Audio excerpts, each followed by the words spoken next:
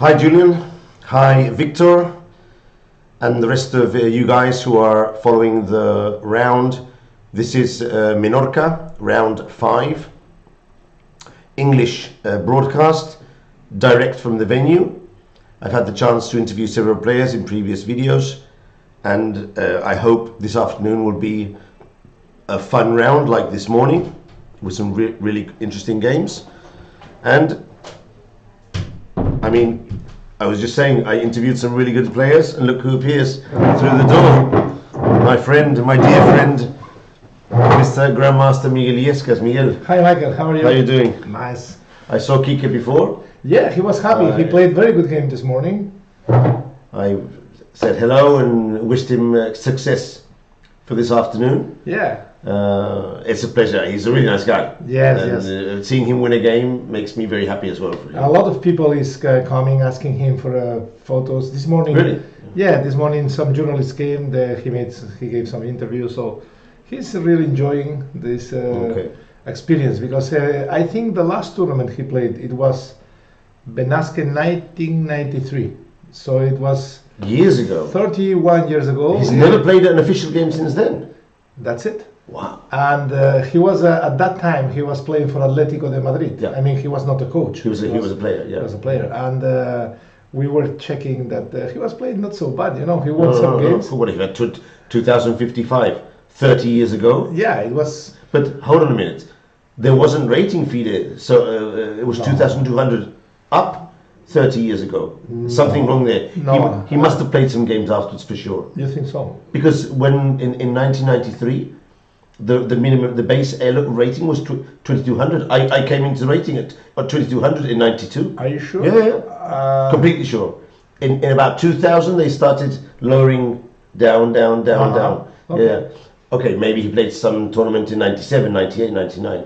But that doesn't matter anyway. There are no games of him. Only one game against Vladimir Kramnik. You remember that game? And Vegas in Barcelona. A simultaneous game, and one game from Benasque 93. Okay. In the mega base, you will find only those. Okay.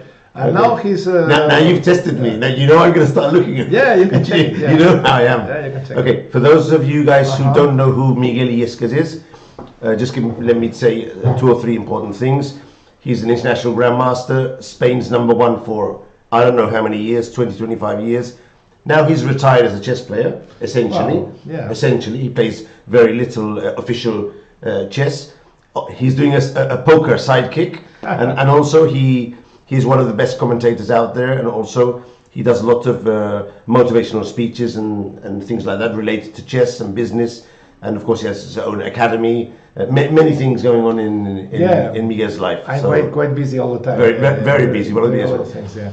And Miguel, very important, 5th round. Yes. You can see the scores and stats and the pairings there. Mm-hmm. We're in the halfway of the tournament. Mm-hmm. For the moment, give me 3 things. Looking at the stats there and the qualifications, give me 3 things that have impressed you most in these first rounds here. Well, it's difficult to make a choice because I mean all the attention is focusing in, of course, the top boards. Yeah. I mean we have something like 7-10 players from the top 100 in the world, and a lot of people also asking for Faustino Oro. The kid. Yeah, but we have also some. I think he's from Turkey, quite young, who just achieved the Grandmaster title. No, but that was Edgomos. Ah, okay. But he didn't come. Ah, finally. He was one of the no-shows on the first day. Yeah. Okay, I understand. Yeah. Today I saw a quite interesting post on Twitter from Chessable. Yeah, they mentioned him, but I think it was a mistake. Yeah, it was a mistake, but it doesn't matter. No big deal. Yeah. He didn't come. And Kike Setien is also getting a lot of attention. Mm-hmm. A lot of football fans trying to talk with him and make a picture with him. And from a chess point of view, I would realize that a lot of young people doing great results. I mean, a lot of surprises. It's not easy for the favorites anymore, these open tournaments. In my time, 30 years ago, it was different. It was completely different. I mean, it was a big gap. There was a big gap between professionals and amateurs. Now there's the intermediate level. Yes, a lot of people with 2,400, 2,500, they play very well. Maybe they are not fully professionals or they are young, and it makes very difficult to win every game, and that's why after 4 rounds we have only one player with the perfect I'm score. amazed that there's only one player with Yeah. there are about 80 players on 2-on-2. Yeah. And now with 3-on-3 there were like 10 boards. That's nearly 20 players. Only one with 4 out of 4. You know what so many think? draws. I think that this double round pays a toll. You know, players, they feel tired. They want to keep some energy to play the second game in the day, and that's why in the morning, especially, you will find some draws on the top boards. People who is just, it's a strategy. You know, you don't want to get too tired, because finally, the most important games in a Swiss tournament, The last 2 rounds. the last 2 rounds. Yeah. I mean, you need to win those games or to score well, because the qualification depends on it. So it's typical. You We know. have to say that Alexo was completely winning. Did you Today, see the end no, of the game? I could not, because I'll tell you later what I was doing. But let me just show you this. Yeah, you have to see this. You have to see this. This was this morning, of course. And for those who are following the tournament who didn't get a chance to see this, you have to see this. This was, I mean, it was so heartbreaking. Look what happened here. So they had been playing. Let me show you the previous position. Yes, I remember that game with Jeremito. We were checking it together, maybe. Yeah, we we were stopped saying right that, here. Yeah, okay? something like here. It was very equal. Here they started getting into time trouble. Yeah. And Alexo started pressing. Here he went G5, the computer move. But it's a very difficult one to do, because now he calculated all the following sequence in less than 1 minute. Okay. So he was not scared of No. Oh my God! He gave the king here. All according to computer. So Fantastic. Queen B1 is bad, and now he takes off the initiative. And look what happens. He starts pressing. Okay. He carries on pressing, playing very well. Of course, they were both in time trouble, and he did this. He went for. And this is just a draw. Okay. He thought probably he can checkmate. I think he thought he could take with the pawn. I can't understand anything else. What happened Well, after he 4 took. takes? Check. And there's no more than a draw. It's only a draw. But If he takes with the pawn, E4. This is what he missed. You think? Either that, or he couldn't see a way to win and forced the draw. Maybe. He had 36 seconds on the clock only, and now with the king on H5, he's very much committed. And what was the way to play? Maybe to bring knight e3, queen h3. There are many ways he can play without risking anything. But knight h3, queen h3 looks very strong, no? Knight e3. Well, that's the computer solution, and it's very strong. Queen h3, then rook g1. But how to continue after? You have rook d7, rook d1 would be a threat. You have to prepare it. Yeah, it's not so easy. But not so easy. Yeah, but I don't think he forced a draw with this move. I think he did a fist finger, one of these. You're thinking 93, you're thinking 93 is only a draw, and then at some moment you something like that. No, it's typical in time travel sometimes. It's happened to me. It's happened to everyone. It's happened to everyone. Yeah, of course. I mean, it's a lot of time. You know what? One of these, you just no. Okay, anyway, I mean, we know that the black king is safe because we check with computer, but in a real game, you may also be a bit worried. For example, I was amazed he played this. Yeah. When I saw it, I told everyone. It's very nice. I don't think he'll play G5 and take the king to H, and then he started doing it. Fantastic. Wow. Yeah. I mean, he understands that the king on H5 is safe, or relatively safe. Yes, you're right. No, yeah, that's a lesson for Alexo of understanding in time pressure as well. For the people who were not attending the morning's games, we recommend you the game of Tomás Sosa. It was a very beautiful game. Yeah, we had. He came here and showed it to us. It was fantastic. Showing some fantastic game. And in the afternoon, I hope we'll have also some interesting games. So, what do you think of the pairings? Anything that stands out for you? Any games that stand out? One of the games which I really want to watch is Tomás Sosa Erigaisi. I was also very much impressed by the Chinese girl.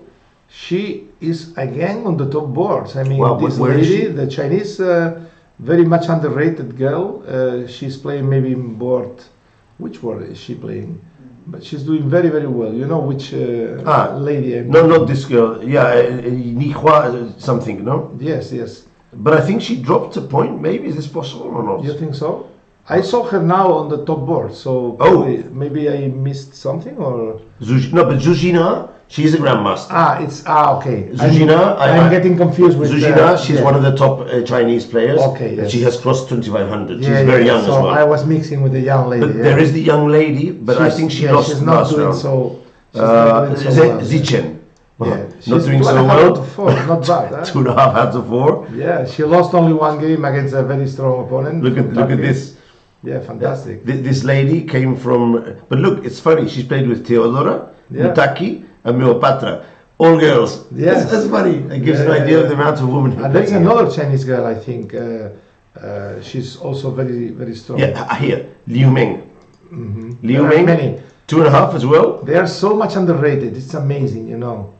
She beat Carlos, and Carlos plays very well. So And she lost to Edgar Mamedov, another underrated very, player. very good player. Very strong, 3.5 out of 4. So, yeah, one thing on this tournament is that a lot of people came here to play this A group with very low ratings, but they play quite well, you know. Play very well. This very is well. a very good tournament to lose a lot of rating points if you are not in very good shape, you know. That's the thing. That's the Yeah. thing.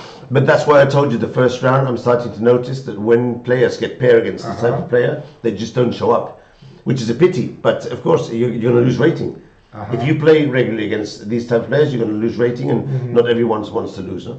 I think it's a test to see if you're better or worse. But some people don't show up. I would like also to have a look at Faustino. They put him on the board 24. Where is Broadcast, I Faustino? think board 24 is Board 24 is the special no, board. yeah? board No. 42, no, 40, 41, So we can 41. find it. Yeah, Find it 41. here. He's playing Here, black. yeah, against Vogel. Yes. Can we Okay. have a look at this game? On We can the start off with broadcast? that one. Yeah. Let's check go. it here. And I'm going to pick up the games here on the right. We'll come back to the other games later on. Yeah, we'll see. But let's all start the off top with games. this board here. Let's see if we can find it. Let's see, number 41. Yes. He's on the board. There are game moves, and here we are. Yeah, it's Nimzo Indian probably. Faustino's playing with black. Yeah, this fashionable line with Bishop D2. So maybe some of our followers don't know who Faustino is. Yeah, 10 years old. 10 years old, or even 9 or 10. He's 10 already. He's 10. He's the kid who plays the ultra bullet games with Carlsen and Nakamura and gets the draws and then does the funny No, dance he at the end. beat He beat Magnus. One game. He beat Magnus, and he plays very well. Well, very talented, very talented. In this tournament, he's showing performance around 25-50, something like that. The English defense, interesting. Yes. Now transposed to an Indo-Indian. Yes, this. When I was young, this Bishop D2 considered to be a Patzer's move, you know, because but now it's a very, very respectable. No, it's okay. Line, yeah. I used to exchange here and then play knight to e4. That was what I understood, and I think it's still okay. Let's see what Faustino does. Bishop D3. Okay, now there are two ways to play. One is to he's thinking, so he's out of theory, probably, and this is probably one of the things he has to learn to play more classical. When he's out of theory, you and I would know perfectly what to do here. Yeah. But the young kids, they memorize more the openings. No. What would you do with black here, Miguel? I believe there are two ways to play. One is d5, which would be the most standard way to play, and the other one would be to take on c3 and get the square e4. In general, you can get the square with the bishop or with the knight. The problem is if you get it with the bishop, then white would play bishop e2, I think. Yeah. And you drop back and you can't get the knight there now. You keep the two bishops. The plan is castle, knight d2, f3, etc. Yeah. So knight d4 would be in general a better move. And in the case of queen c2, maybe f5. f5 or knight c3, both. Can we capture here? Would that be okay? White is going to be slightly better, I think. I was wondering if this would be possible. No, I don't think so. To take on h7.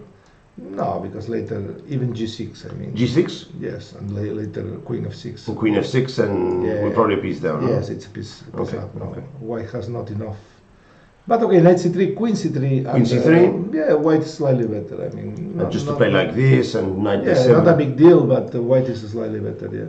So I don't know. Maybe d5 is more standard. Probably the move d5 and.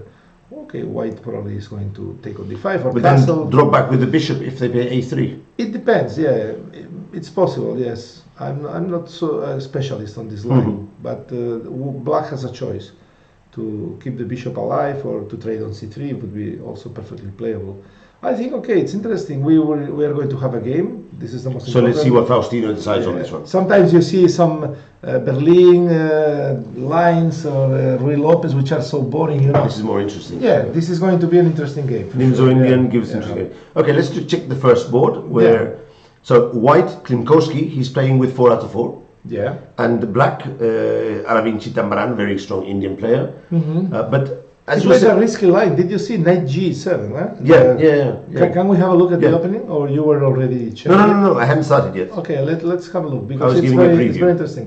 I was a bit amazed that black can play this way. Look, knight e7, okay, I castle, and now knight g6. Okay, look, I mean, white is already ahead of in development. And you move twice the knight, no? Yes. Modern and then chess theory, Miguel. He went, yeah, of course. No, this is of course a lot of Modern chess theory. theory. He went d4, which I seem looks to remember that against knight g7, natural. d4 is a bit more instead of castle, but I'm not completely sure. So No, there are many ways to play. I mean, d4. Okay, this Take. shouldn't be bad for white. No. I mean, white is playing in a very standard way. Bishop c5, and here knight f5. This looks kind of natural move. I mean, you're hitting g7. Yes. So black has to this is castle, more or less forced. and bishop e3. And bishop probably. e3. Yeah. There comes the exchange. White is playing very safe. I mean, very This solid. is very safe, very solid. But it's difficult to get a big advantage playing like this. Well, I mean, he wants to have this little advantage of pawn on e4 versus pawn on d6. Then we are going to have a knight on d5.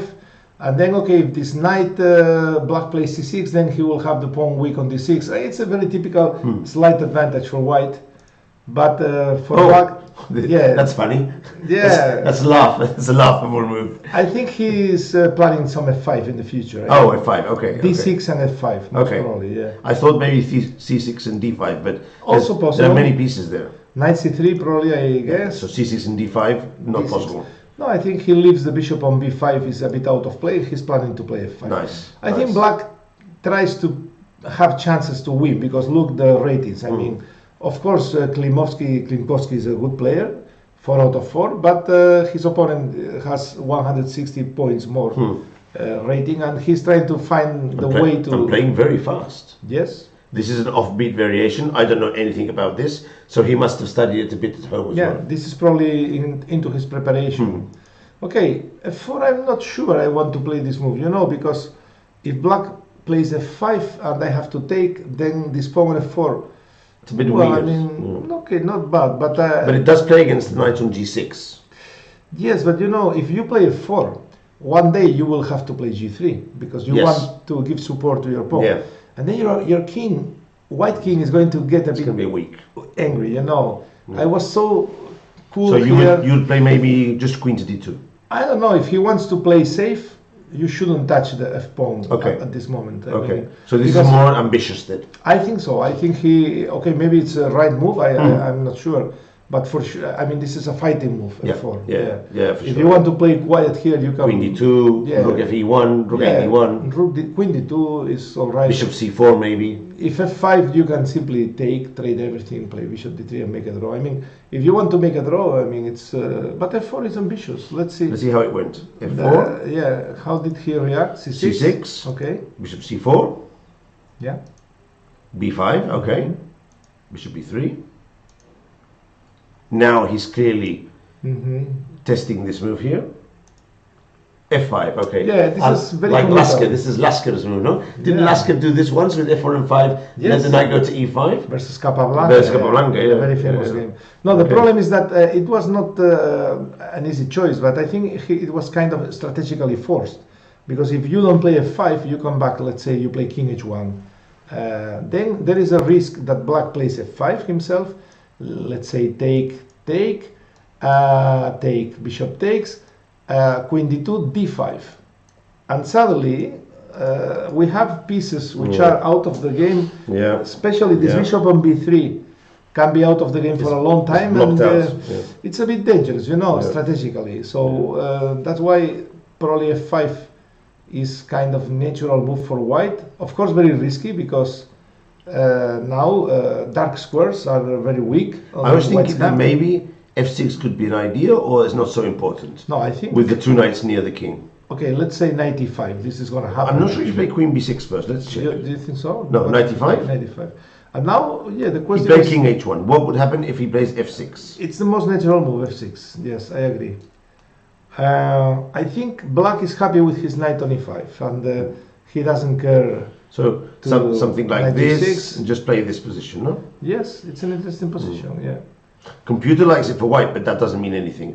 But I mean, you have to do this if you play f4, f5, no? Yeah, knight f5 check. I think it's quite a critical move here because d6 is hanging, and okay, if bishop takes, pawn takes. Pawn takes. And another pawn is coming to f6. This is very good. But there must be something missing here. So F6. Against f6, maybe. Maybe he's gonna take. No, but if pawn takes, then. No. At least the rook is on f6, and that might win a tempi move in the knight. Let's see. Pawn takes. Rook takes. And now some move with the knight, maybe. But rook takes d6 is coming. Yeah.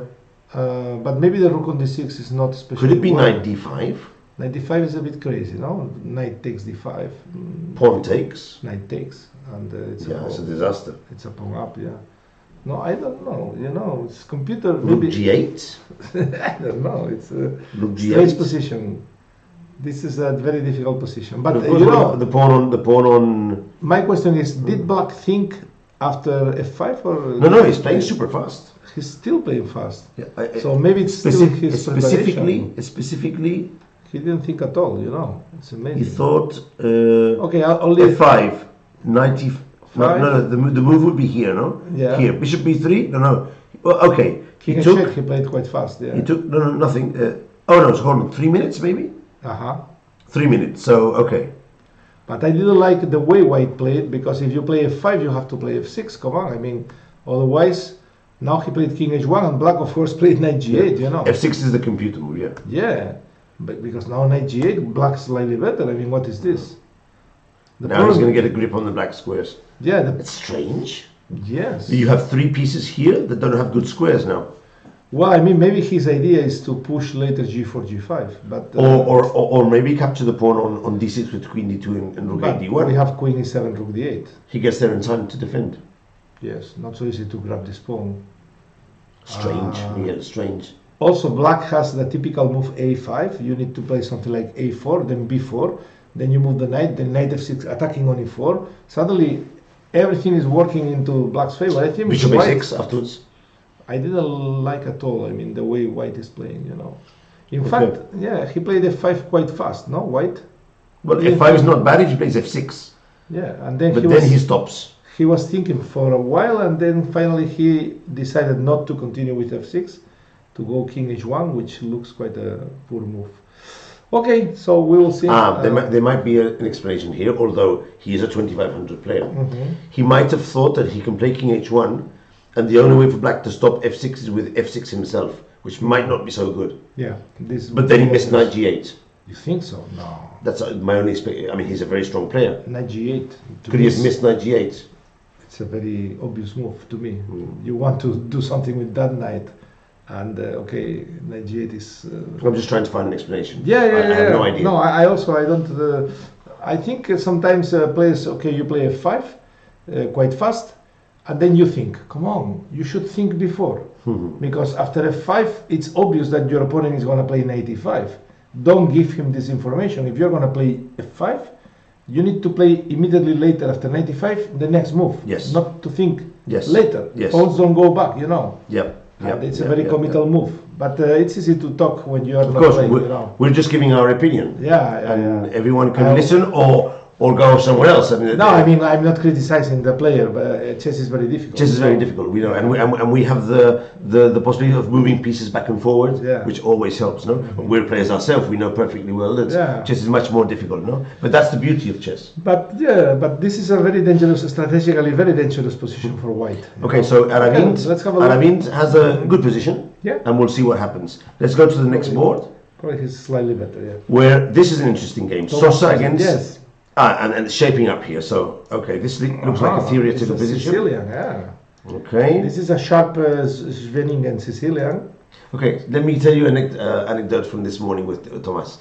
So Thomas tells me at the start of the call, he says, Michael, I looked at the games of my opponent, and he plays all the defenses. Sicilian, Spanish, So I decided not to prepare and to rest. And then we started playing, and 2 weeks ago I published a course of chess called The Italian with Ray Enigma, the enigmatic Italian. Yeah. And the other guy went right into my preparation. Oh yeah, that's.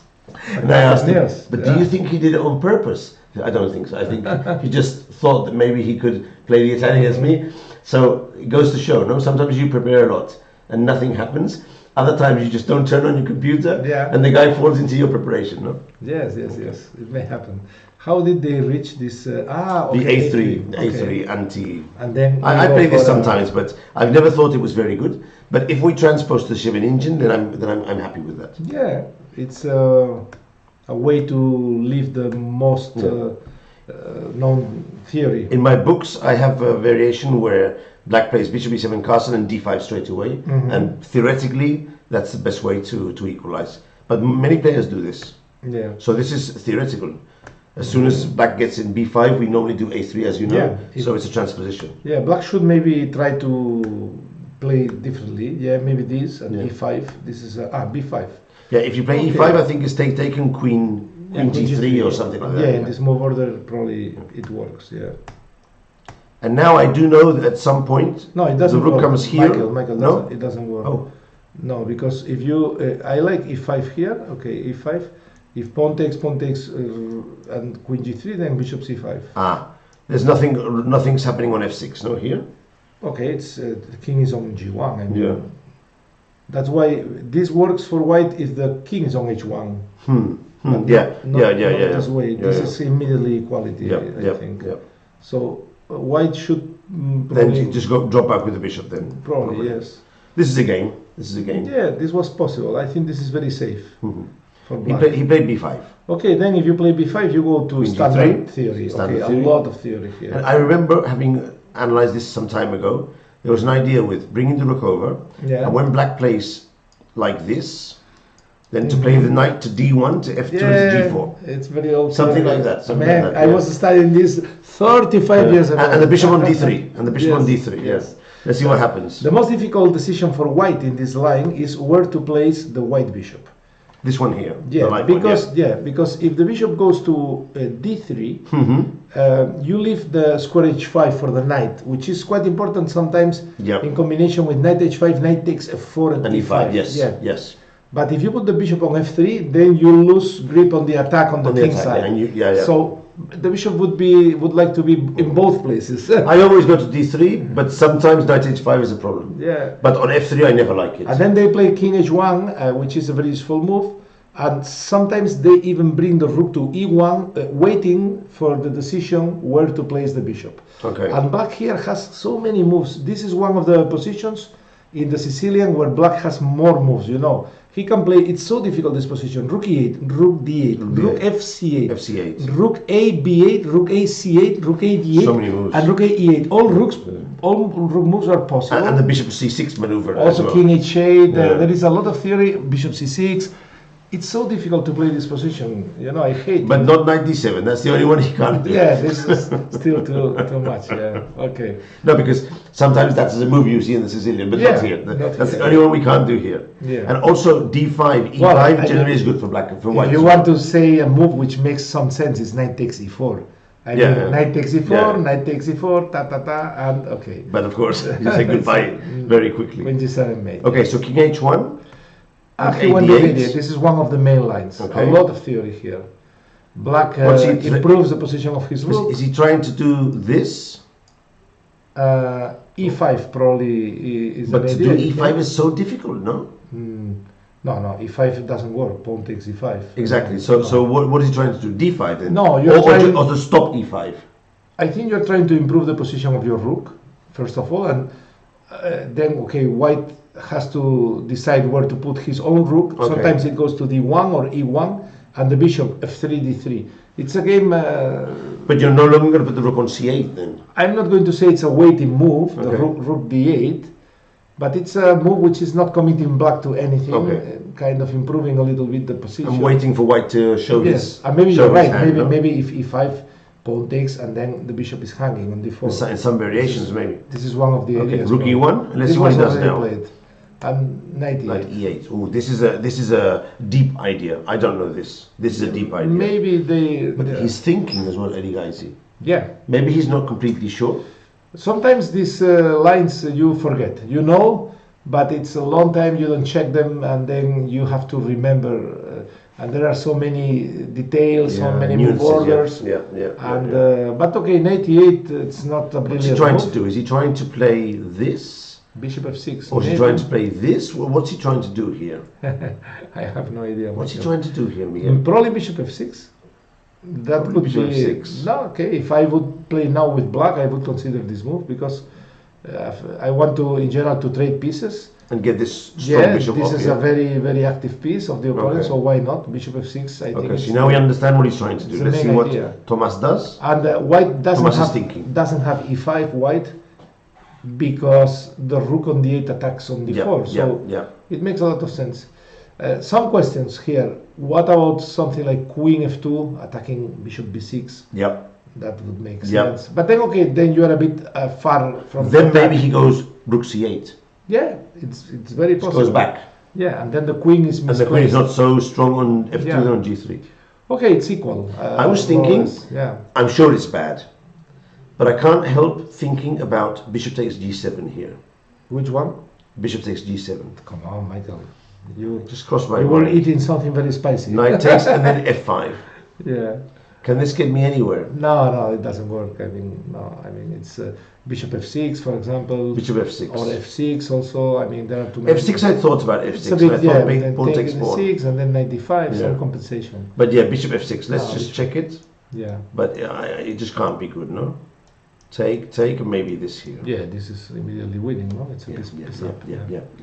Too much. Okay, so the move here for white, he's thinking about it. Yeah, because it's not easy. Probably you should forget about attacking on the king side and play some positional chess with rook d1, queen f2, rook d1, something like that.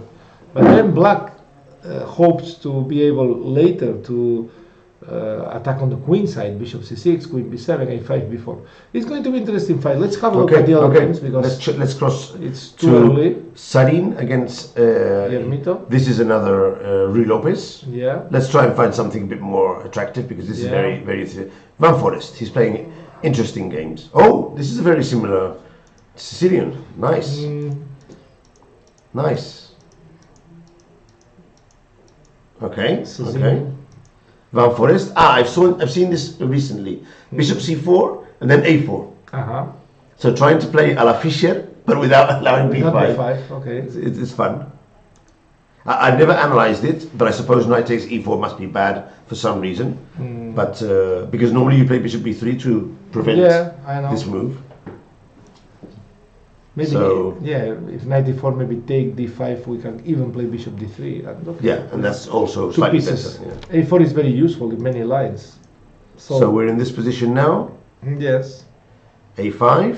Very original play. Knight c6 from white. Van Forest is a very original player, very creative. He is. Take, and rook e1. Okay. Now the pawn is poisoned because of bishop b6. So he played rook c8, bishop f1. Okay. Queen c7, bishop a7. Wow. Very strange move. I don't get it. What is this? What is this? Okay. He wants to stop queen b8. What is this? Yes, but even so, Miguel, it's It's so original. Yeah, it's very original. Yeah, he wants to stop. I'm sorry, but while you think about your next moves, this is going on Twitter. Just a moment. Okay. This is going. Maybe I'm going to go a bit with come back Spanish channel. This is going on Twitter immediately. Okay. I mean, what a move! And the other. A7, I mean, there's so many moves you can do here. Okay. But the last one I would think about is bishop a7. It's very original. Would you think about bishop a7? Well, I saw a problem created by Grandmaster Daniel Sina. I saw it as well. Bishop h7. Yeah. Now we have bishop but a7. That was tactics. Yeah. But okay. Let's see if the computer gives bishop a7. Yes. Yes, it's the second line, no? Bishop a7. Wonderful. Okay, just a game. But what I like from Van Forest is that he's going to create some opportunities. Okay. Miguel, thanks a lot for coming over here. Okay, and we'll see you in a while. Okay. Thanks. So Miguel is popping off to see Divis, who's doing the commentary in English. Si alguno de mis seguidores habituales quiere escuchar los comentarios en castellano, yo estoy contratado por el torneo para hacer los comentarios en inglés y se están haciendo en mi canal y en chess.com. Puede ir a El Divis TV y verlos con David Martínez. If any of you prefer to listen to commentaries in Spanish, El Divis is doing the commentary in Spanish on his channel. In this tournament, both David and myself, we are contracted, we are signed by the tournament as official commentators, and each of us does the commentary in the language for which we're paid for. So this means that I'm doing English commentary. Sometimes I play the tournaments, sometimes I'm doing commentary. More often than not, I'm doing commentary and interviews now than playing. But yeah, both things is enjoyable for me. But I can tell you one thing, guys. Playing 2 games a day is tiring, plus the preparation. But commentating 2 times a day, very tiring. I'm a professional, I've done it many years, and even so it's still tiring for me. For someone who's never done it, so when you see these streamers 5 or 6 hours doing commentary, give them a bit of slack, because it's very, very tiring, and mistakes sometimes happen just because you're tired. I'm going to put this bishop a7 on Twitter, because this is a very funny move. I'm going to put it on Twitter. Stay with me just for a moment while I prepare the tweet. I'll do this very quickly.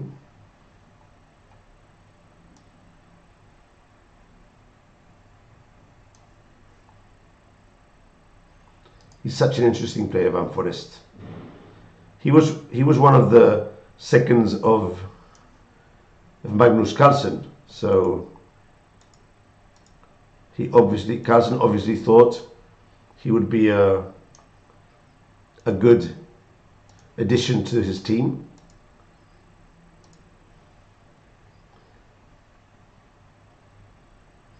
Good evening, Harry. Good evening, Shiva.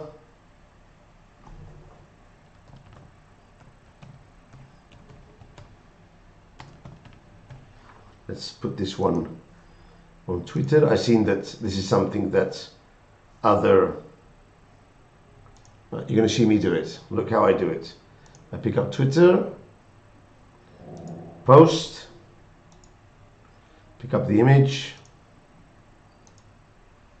and I think I have him on Van Forest. Let's see if he's here. I'm not sure. So Jordan Van Forest. Let's make sure his name's correct. Van Forest has just played bishop e3 to a7. Very creative.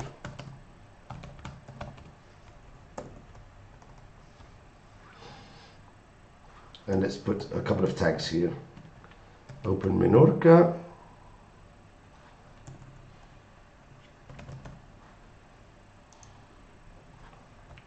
Let's tag chess. Where's my hashtag?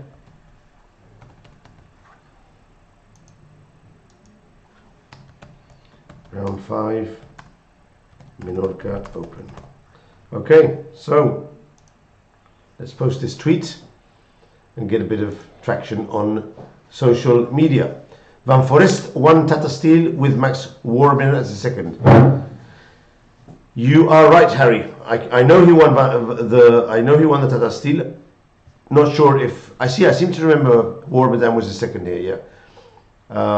We are going to have a storm with snow in the UK in April. That's unbelievable. That's even more amazing than the bishop a7 of Van Forest. So that's a good joke. Okay, so here Van Forest is just treating this comfortably, and here normally in the Sicilian, when black plays d5, generally you go e5 and try and prove that the bishop on c6 is not very well placed. But for some reason in this position, Van Forest considers that pawn takes pawn is better. The traditional theory on the Sicilian is that d5 in good conditions equalizes, but let's see if Van Forest proves us wrong. Now if white exchanges knights, bishop takes, seems to be comfortable for black. The bishop will go to f6, comfortable position. Maybe he's thinking something different. Maybe he's thinking knight e4 or some other move. I don't see many other moves that are not knight e4. But I still fail to see how knight e4 is very good for white. Let's see what the computer says. No, the computer says knight takes d5 and to go here c4, very aggressive. Okay, the pawn is poisoned because of rook c1, and the idea of the computer to play like this. Okay, I still don't think black is in any serious trouble here, but it's true that the file is white's, because the bishop can always go to b6. So that is something to be aware of. Okay, so let's jump to another interesting game.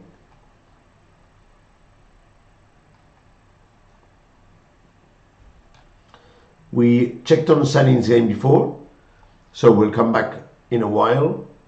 Let's go on to Alexenko game with Alexakis.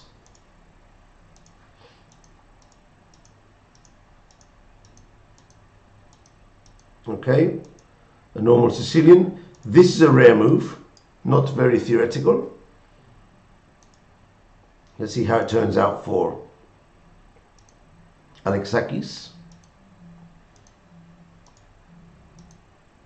Take. Okay, this is his idea. Knight cb5, and when he's expelled, then you exchange on c6 and bring the other knight to d4. Okay. Drop back to e2 and now play simple chess.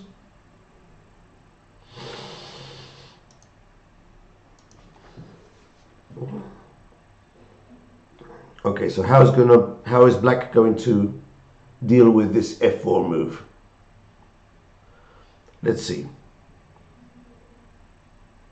So pawn takes pawn would be my main candidate move, and now if he takes with the bishop, the pawn on b2 is dropping. So maybe we can play b3 first, or rook b1, or capture with the knight. Okay, this is an interesting position. I don't think neither black nor white has a clear advantage. The position is fairly equal, but it's unbalanced, as anything can happen here. And Alexenko probably understands that he needs to create a position where his opponent is not in his opening knowledge. Alexakis is a very good international master from Greece. He defeated Grandmaster Alvar Alonso this morning. So he's obviously in very good form. We'll come back to this game a bit later.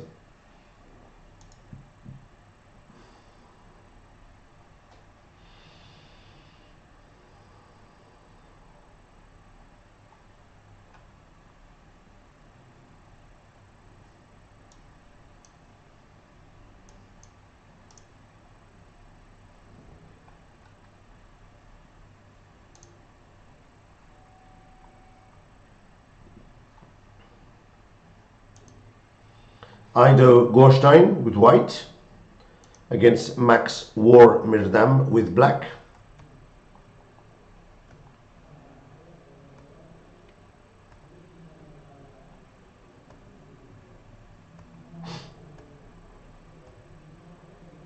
King's Indian defense.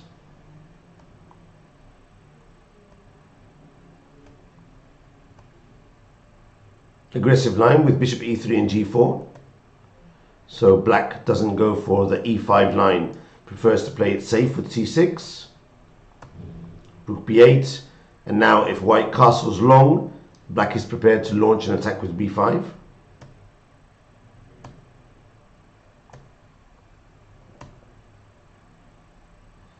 Clearly white has the space advantage, but the game progresses. Now the rook is attacked by the bishop. Knight g3. The computer is saying that this is a bad move. I don't really understand why. I think it's a decent move.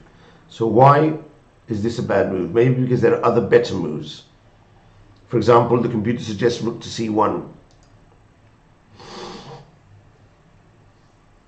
Doesn't convince me that this is much better than knight g3. Knight c3 is the computer suggestion. But okay, knight g3 is the normal line. Black drops back. Rook c1. Queen b6. Now we protect and also hit the pawn here. Rook c2. Knight d7. Okay. Activating the bishop. Maybe black is considering some move like c5. And effectively I'm looking, the main moves for white would be bishop e2, b3, king f2, and against all these moves black's idea is to play c5. So for example, b3, c5, and black wants to play this position where his bishop is very, very active, and it's unclear to me if this pawn structure is aggressive or more a weakness. It's slightly unclear. Okay, let's drop back then to Erigai's game. Sorry, to Mihal's game. I think we did skip it, yes. And let's go from the start, as usual. Steinitz defense. I like to play bishop takes c6 and d4 here. And there's a famous trap which all of you should be aware of. It's called the Noah's Ark trap. And this one goes like this. d4. And now we play b5. And knight takes d4. Knight takes d4, e takes d4. And now white can play a pawn down with the sacrifice by means of c3. However, if he plays queen takes d4, then he falls into the Noah's trap, which is c5, and the idea is to trap the bishop. And if white plays queen to d5, threatening mate, but also hitting the rook, black has bishop to e6. Queen to c check, bishop to d7, queen d5, and now c4, and the bishop is eventually trapped. This is an opening trap which most strong players know. However, if you check on the Lee chess functions, you'll see that every now and then a strongish player falls into this trap. 2200, 2300, 2100. Most grandmasters, international masters know this trap, and we don't fall for it. So castle, bishop d7, c3, d4, rook e1, bishop e3, knight d2. Very standard play by Michal with white. And now he's thinking. Now he's thinking this move d5. The idea behind this move is that e5, there's no tension in the center, and now black can play knight to b4, for example, try and swap off the bishops. And against e takes d5, also knight b4. And we're trying to recover this pawn and aim for a position with white having an isolated pawn. And black has a good grip on the center. This would be okay for black if possible. Bishop b3, and now bishop f5. Highlighting the fact that this pawn is attacked by two pieces, and also we have ideas such as knight to d3.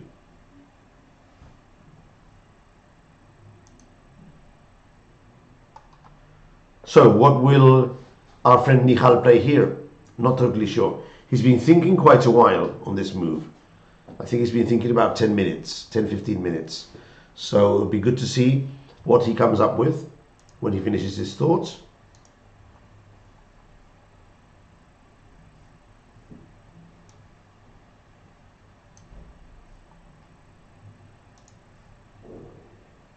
Okay, so time for a small recess after this first hour of commentary.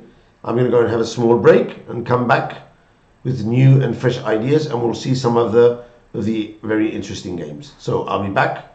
Don't leave. I'll be back very soon.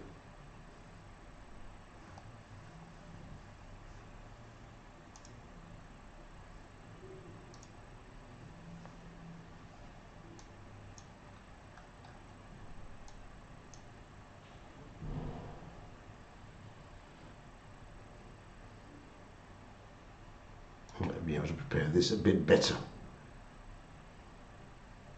Not such a good sign. It's back soon. I'll put it up here in the commentary window. Here we go. So when someone comes, they'll see we'll be back soon. See you in a while.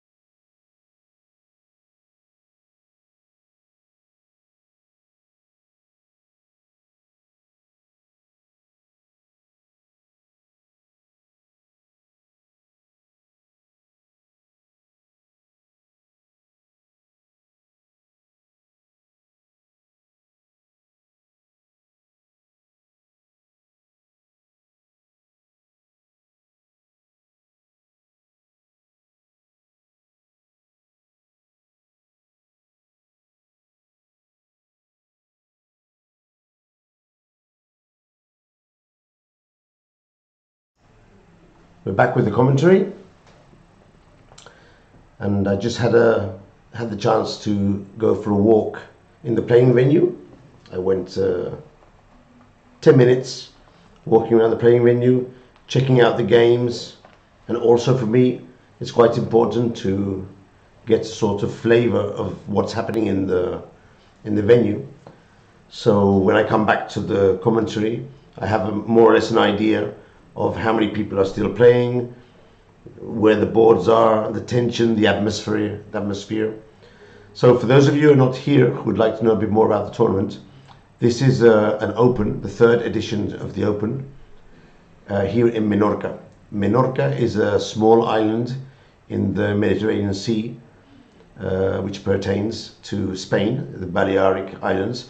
The most important island is Mallorca, which everyone probably heard of. Menorca is the smaller of the two, but it's very nice, lovely. And what I'm going to do is I'm going to show you where we are, so you can get an idea of what you're missing by not being here. No? So this is the island of Menorca. I live in Barcelona, which is here, so I'm a 30-minute flight away. And the smaller island is Menorca. Majorca is the bigger island. Michael, is there a handicap player? I hear this loud grunting noise on one of the players' live stream. I'm not sure what you're trying to say, Chess Lover. On our live stream or one of the live streams of the... I can try and I'll send a message to the organizers so they can check it, but I wouldn't know what you're talking about. If it's on my stream, then I'll try and fix it myself, but if it's on another person's stream, I wouldn't know. If you tell me on which stream it is, I'll try and find out and fix it. Live stream of Twitch user Zach. Okay, I'll send a message right now to the organizers so they can check it, okay? Just a second, this could be important, so it's easier for me to send a message. Okay, so I'll...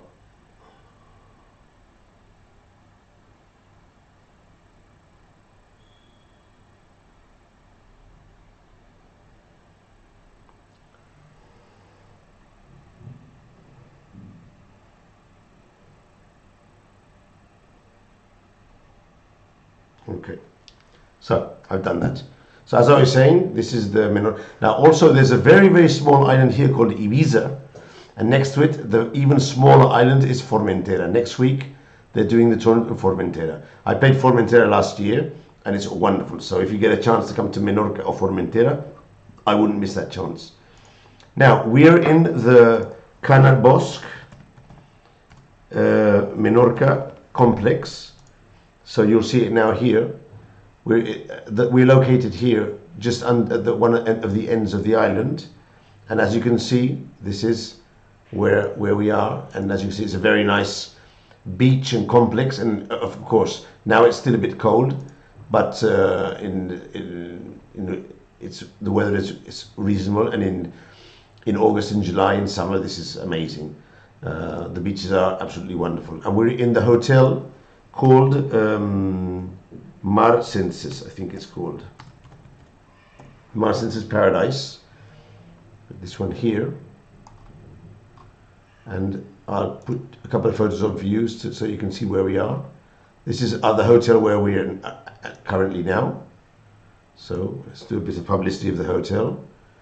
For kids it's great, but now it's only open for us. Actually, if you see this photo here of the reception, I'm just in the corner here in a room, and the venue is next to us. I'll show you one of the big halls of the venue.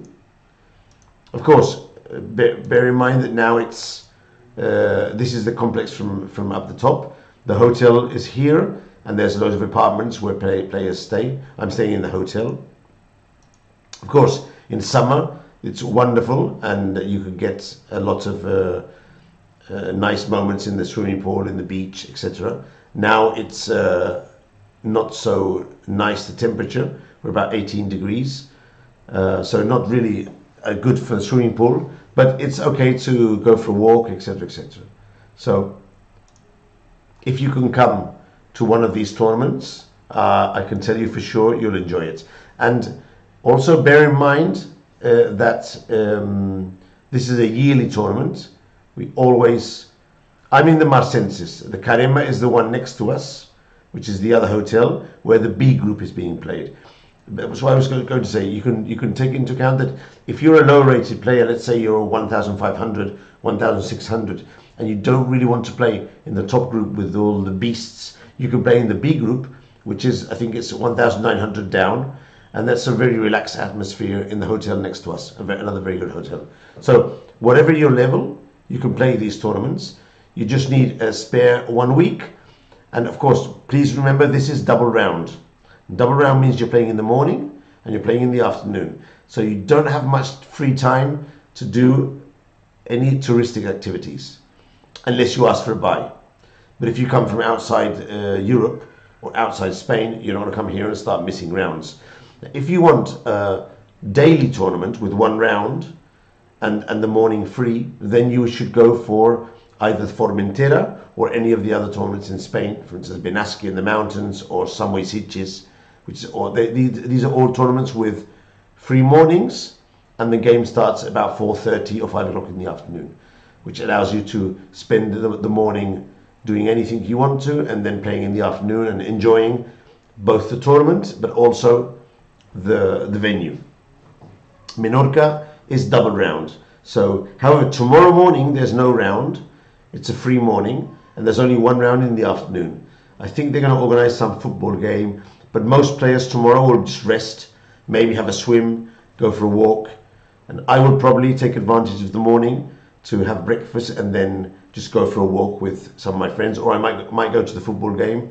In any case, tomorrow will be a more relaxing day. Okay, so I've set the scene of the tournament. So now you know where we are.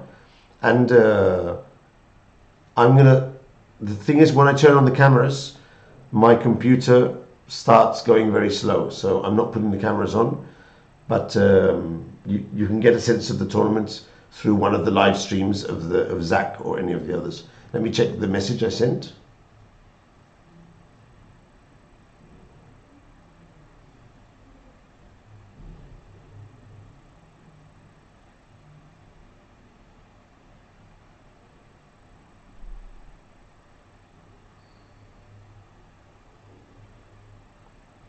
Okay, so they're dealing with that, and we're going to go back to the games and see if we can see some interesting games. Well, as we're here with the game between Sarin and Yermito, let's see what move was played. Sarin played e5, knight to b4, exchanged bishops, and played knight to f1. With the idea to reroute the knight via g3. Now, according to the computer, black is fine here. It's an equal position. However, all the pieces are on the board, so, I mean, there's everything to play for here. But if I was playing with black here, I'd be quite pleased with my position. I've blocked his center. He's left with the dark square bishop, which isn't very good here. But I've exchanged off his light square bishop. The queen can go to f5 at some point. I could even prepare the break with c5. So f6 is another pawn break I have at my disposition. So it's quite a comfortable position. Okay, let's check the results. See if there's any results after 1.5 hours of session. Probably not, but it's always good to check.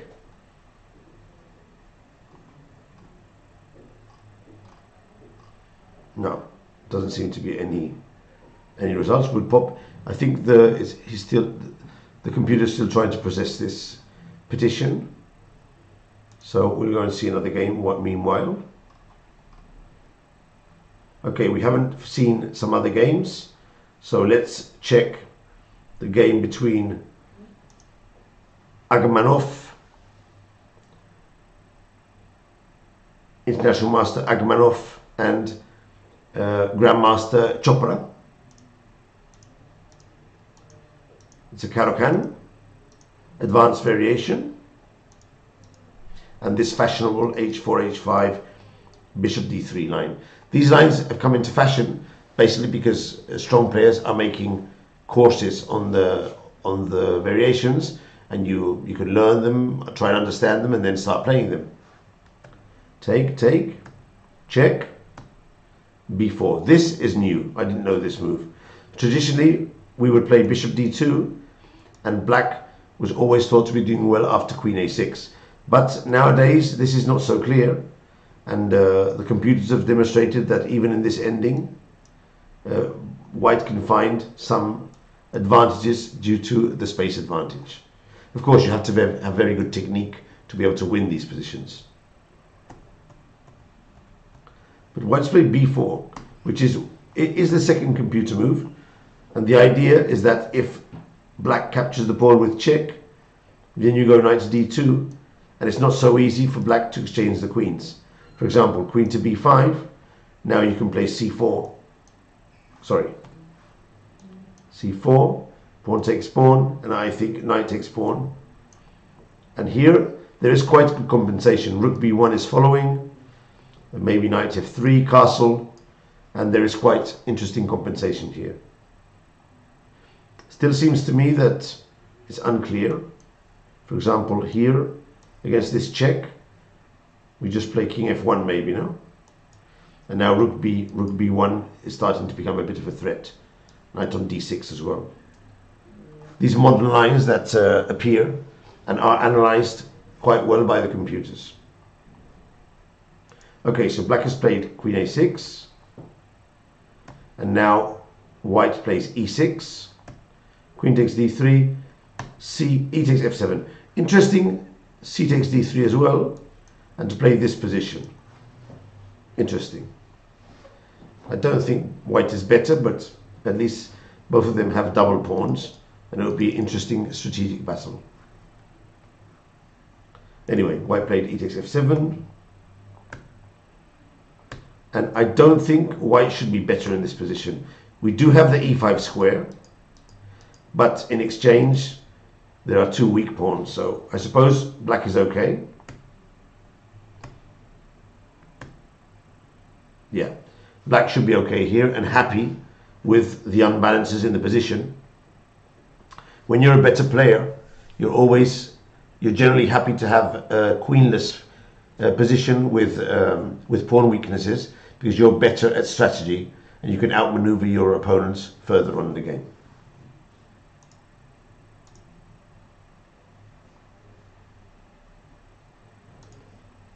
Okay.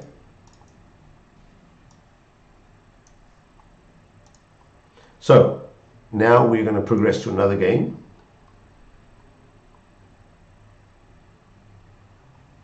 Daniel Darder, Grandmaster, with the white pieces, and with the black pieces, Audi Ameya from India, International Master. Okay, let's quickly check the opening. Okay, not much going on. White does have an advantage. A strong connect 4 here, and the d4 square for the knight. That obviously gives white the advantage. Okay, so maybe black could have tried to force b5 somehow, but then again, knight c6 would have been a very strong riposte against b5, hitting the queen and the double on e7. Maybe that's why he played rook e8, which may be threatening b5. Rook d1, and here he's thinking about it. Can he play the thing is, if in these structures black doesn't play b5 or e6, one of the two, normally he's crushed positionally like a boa constrictor. He lacks space and things just keep getting worse for him. So he needs to exchange pieces or lash out with one of the pawn ruptures. But I think he's not prepared here. b5, knight c6 is very strong, and then pawn takes pawn winning. Whereas e5 or e6, probably we capture pawn and start putting pressure on the weaknesses. Doesn't seem to be very good either. Too many weaknesses. Okay, so let's go back. In this game, Darda is better. So we're good here. Aha, there's been a draw already on board 10. Rajat Maka has drawn with Poya Idani, who, as you remember, everyone, he took a bye this morning. So basically, Poya has had a full rest day today with a quick draw this morning and a draw this afternoon. Let's see if his result has been posted. No, hasn't been posted yet, it's still there.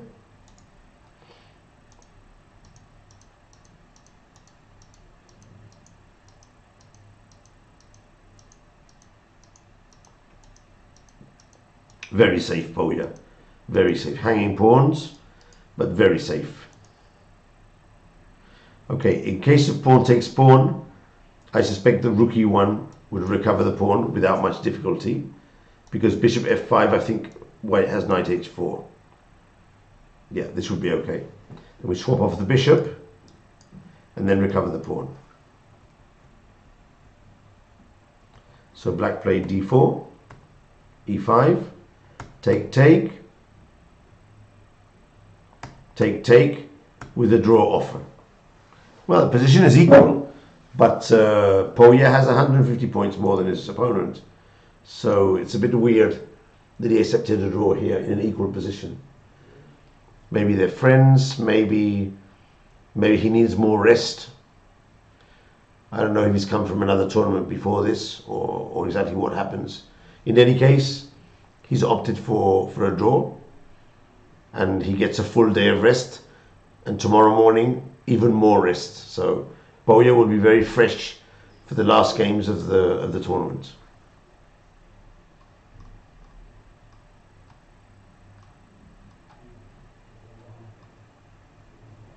Okay, let's check on Mamedov Pichot. Okay, let's have a look at this position. So Mamedov plays with the white pieces, Pichot with the black pieces. Much more time for Pichot than Mamedov. That's a good sign for the Spanish player. Position fairly equal, possibly already slightly better for black. Slightly better for black because he does have a claim to the c-file. Also, although the knight on e5 looks quite impressive, it can be attacked by the king on d6 at some moment. And black does have one extra pawn in the center. Okay, these are the good things for black. But of course, white has things going for himself as well. Possibly a passed pawn on the queen side.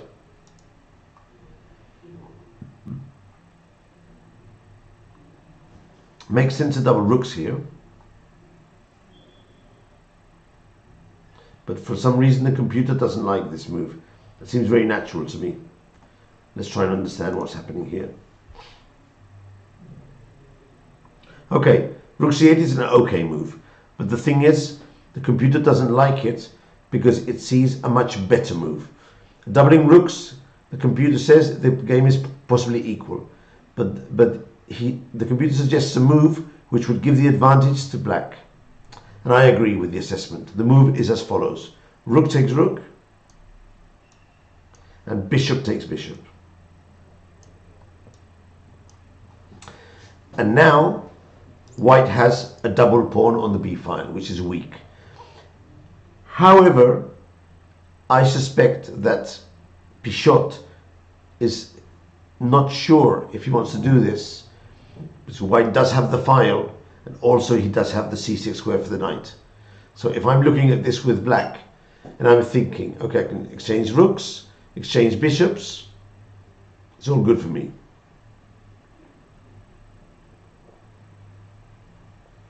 But then I see that my opponent can invade my position with knight to c6.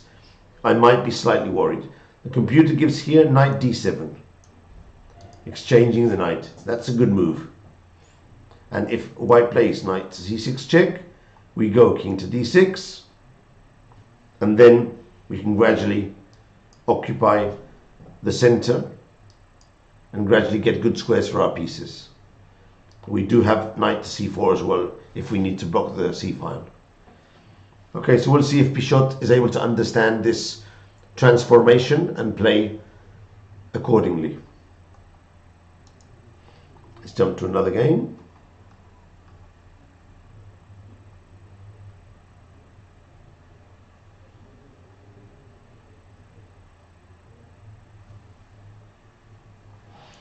Okay, this one's interesting because there is an imbalance of material. This is Maxime Lagarde, Grandmaster from France, 2,640 rated, very strong.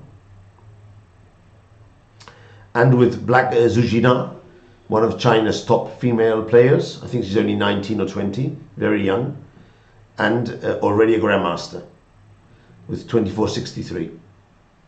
Now, as you can see on the board, Zhu Jina has one rook and one pawn for the bishop and the knight. And I would like to throw the question to you guys.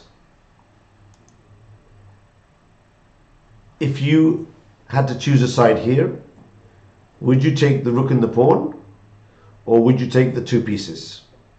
What's your decision? Take a think and tell me your in the chat. Give me your answers.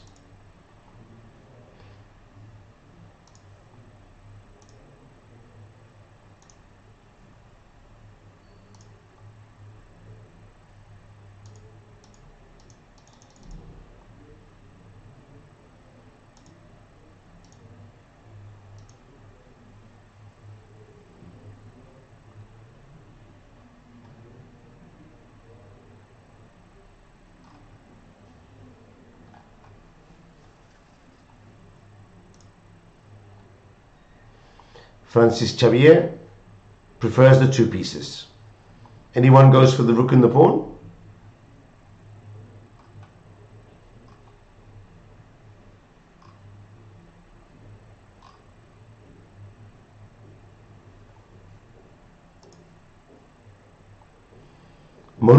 Mauricio says that he prefers black with the rook and the pawn. Okay, so we have one for each side, two pieces or black, rook and pawn.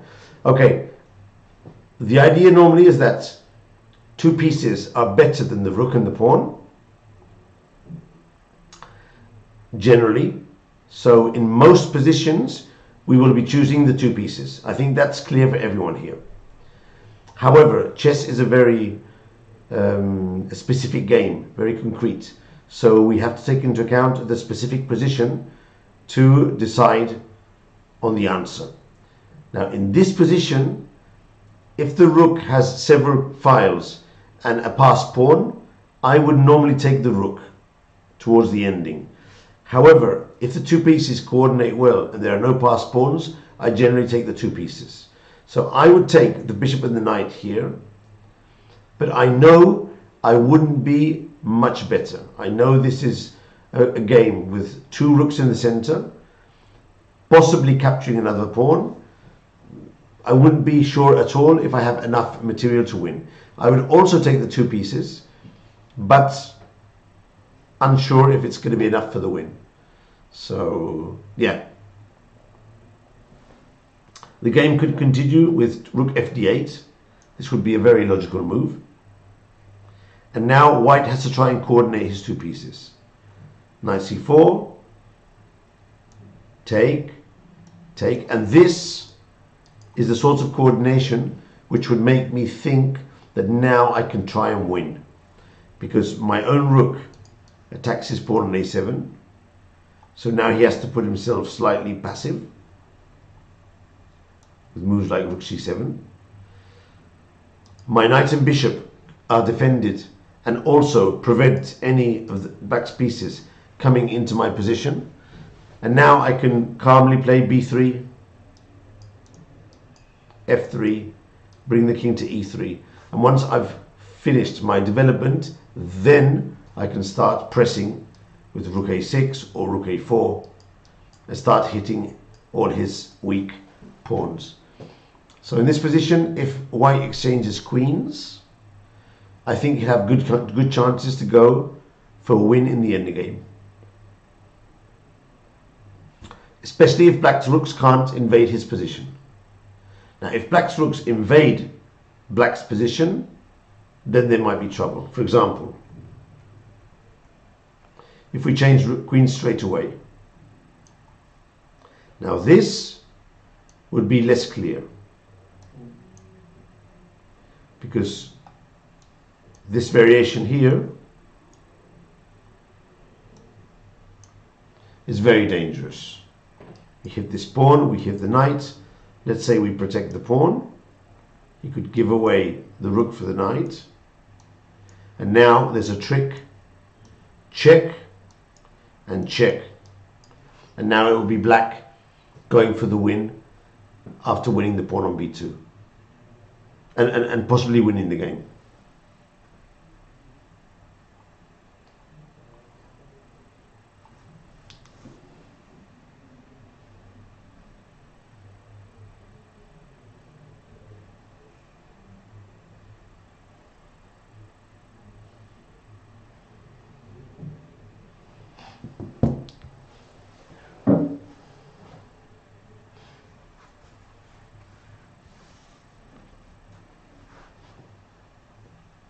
Okay, let's go to another game. Oh, Aravind seems to have the upper hand on board one, so we'll check that in a while. But let's try and finish off seeing some of the main games.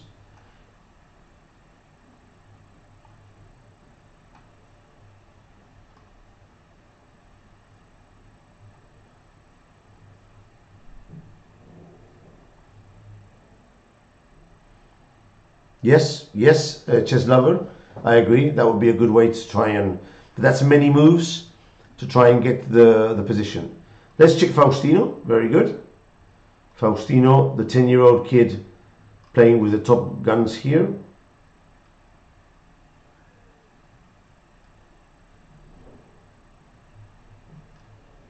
I think it's board 41.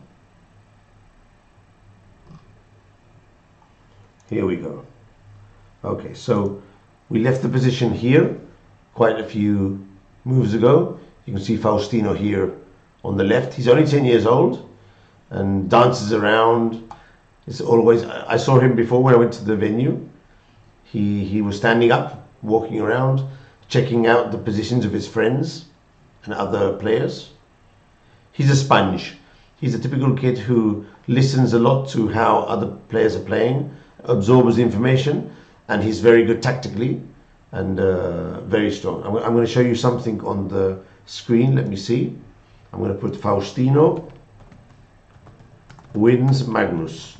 So the other day he became famous because he played a game against Magnus Carlsen and won. Of course, it was a blitz game. And when he won the game, he started dancing. So let's see if it's this one here. And you can see it for yourselves.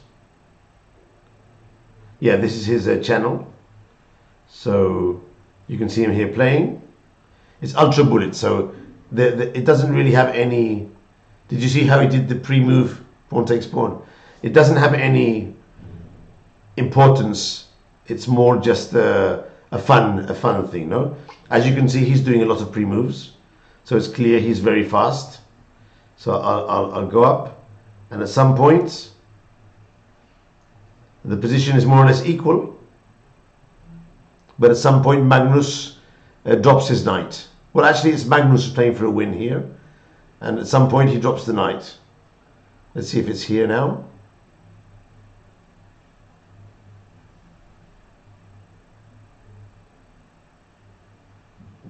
Yep, he dropped the knight. So he drops the knight, and now the kid...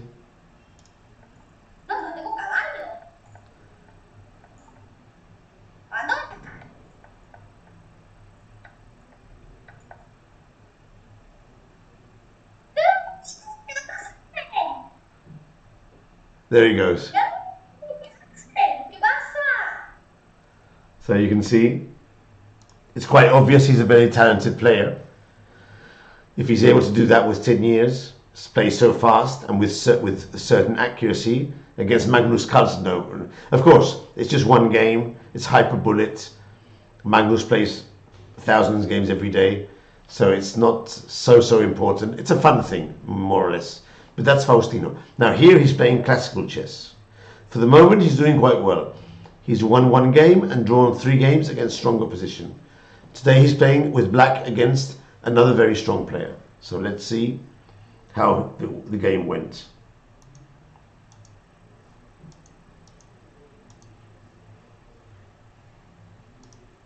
C5, A3, take.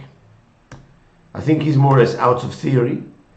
Now his opponent offers up the pawn on G2, but capturing that pawn would be very dangerous because the rook would go to G1 and immediately start attacking the black king. So it's a risky move. Knight C6, take and cuss, and E4. I'm not quite sure that these 2 bishops don't offer a good advantage here for white. Of course, if black captures the pawn, then there could be danger because there's an idea, queen d4, threatening checkmate. Now, black has to stop the checkmate, but he can't stop it and at the same time defend his bishop on e4. So white would win with this tactic. The other tactic, if he captures with the bishop, then we do a Zigzag intermediate move. We knock off the knight and then the bishop is ours. Yep. So Faustino played d5, d6, d5 was possible, castle, e5, trying to play against the light square bishop, the dark square bishop. It's okay. Queen e2, queen e7, b4, rook c8, a4, queen b7, going for this pawn here, f3, a5. Now if white plays b5, which is the normal move, the bishop goes back, but then the knight maneuvers to the square c5. And if the knight gets to this square, black will be doing well. So b5 is not correct, and the best move is to capture or to play c5. Okay, normal move is to play pawn takes pawn, but c5 is another possibility, and now the game becomes very sharp because a takes b4. The idea is to play bishop a6, and we're going for the rook on c8. So it's possible that Faustino has missed this move c5, threatening bishop a6. According to the computer, he's still okay. He can still hold the position, but he doesn't know that. He only knows that he's just missed the tactic. So we'll see how he deals with this. Now that's funny because in a blitz, ultra blitz game, he wouldn't miss this tactic probably. But in long games, you need to really maintain and focus on the concentration. And sometimes kids are not concentrated enough. When I was walking before, I saw him walking around very calm and tranquil with his position. And now he just missed the tactic. So who knows if he saw it and decided to give the tactic to the opponent. But I think he probably missed this tactic. Okay, we'll come back later on to see how he goes. Let's check again if there's any results. Okay, there have been results, but the web is not updated yet.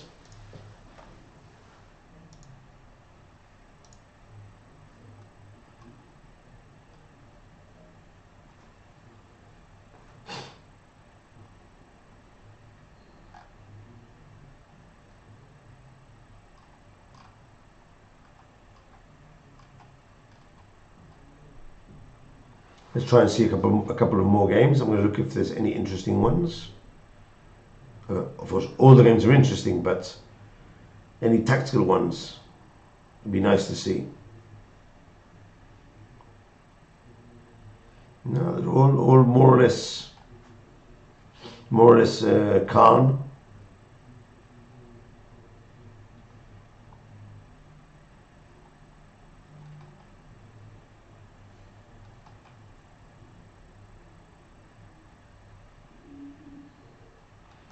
Okay, let's go back to the first board.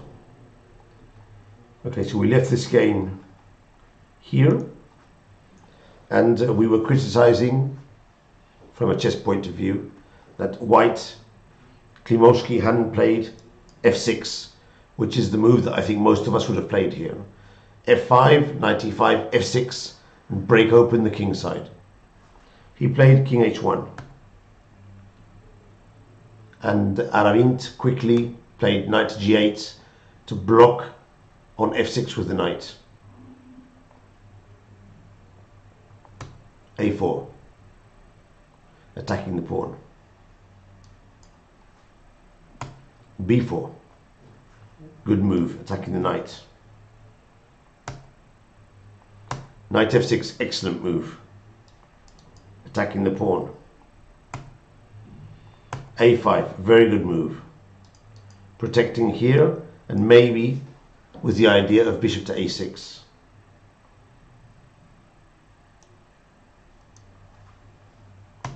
Rook f4. Now this is a dangerous move.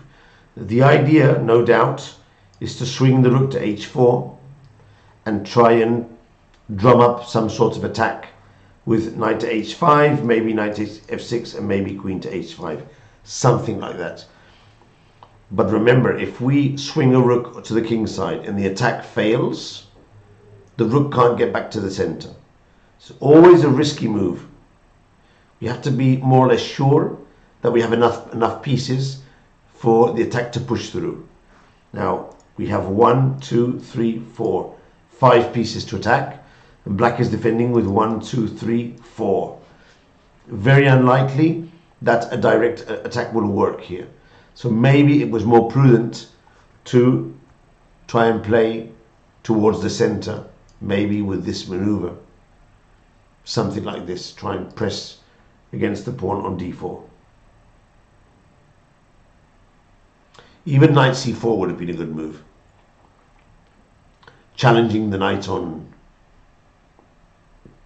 e5.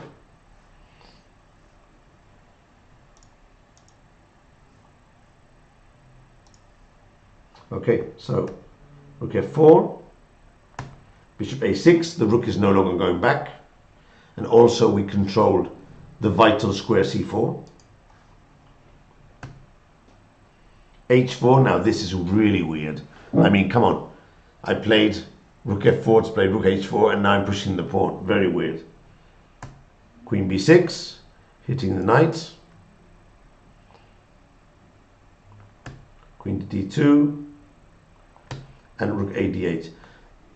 According to the computer, black's advantage here is more or less 2 points. Now that is a huge advantage. It's a very big advantage. White's played rook to d1, and now black can play in many ways, but rook f to e8 seems a very nice and logical way to play. Now you may be asking yourselves, where is the +2 advantage for black here? Exactly what does the computer assess to give black such a big advantage with no material advantage? Okay, well, the idea basically is the strong knight on e5, unchallenged, the better scope of the bishop and the queen, and I would argue that these pawns here are weaker than the pawns here, but this is not so important. Most of black's advantage comes from the strong knight on d7, on e5. This is the key factor of black's advantage, this strong knight on e5. Everything hinges around that knight, and of course at some moment black can try to advance the pawn on c4, or just play around against the knight on g3 and the knight on e3. Lack of mobility for white pieces too. Controlling c4 square important.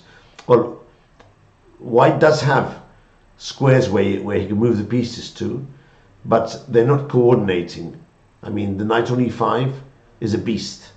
It's definitely controlling a huge amount of squares. Sorry, not this one. Where white's pieces, through which white's pieces could move, and also performing a very important defensive function, controlling these two important squares. And that's why in the Sicilian, planting a knight on e5 is one of black's main strategies. Yeah. Where's my water? I need to go and get a water at some point. If not, I'll die of thirst. Okay, we'll go for another break in about 10 minutes. And I'll try and get a coffee, maybe a water. And the commentators need really to take care of their throats. So, my friends, are you excited? The candidate starts in, what, 1.5 hours? It's about to start. You must be really excited. It starts in about, I think it starts at Canada time 2:30, which is 8:30 Spain.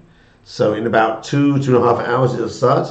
And I think we can at least see for a moment the games here on the channel. I won't be following the games, obviously, but when they appear, I will connect and at least see the screen and the players make some of the moves. So if our stream is still available, we'll check the games out. But of course, we might have finished before they start. I'm not completely sure. Do you guys know exactly what time they start? Chess Lover says, yep, less than 2 hours. I'm on the same time grid as Toronto. It's only 4 hours from my home. So you're probably signing in from the United States. And that's 2 hours from now. So we might still be around in 2 hours. Normally we're finishing our streams at about 3.5 hours to 4 hours since the start of the round. So yeah, we might be around. In any case, tomorrow morning, I will be watching the games. I try not to see who won. And that way, when I wake up, I can see the games without knowing who's won. But sometimes it's difficult because you turn on WhatsApp or Twitter and one of your friends has told you, oh, did you see the game of Magnus Carlsen yesterday or whatever? So it's difficult, but I try. Hans Niemann was signed up and we had a special board for him, a streaming board. So he was playing Grenke. He had some ear infection. I'm not sure if it was really serious because he didn't stop playing Grenke. He actually ended up winning the tournament. Now, I don't know, you might call me a bit paranoid, but if a player has a very serious illness that doesn't allow him to play a tournament, you don't really understand how he can win another tournament so strong as Grenke. But he did. And then he didn't come here.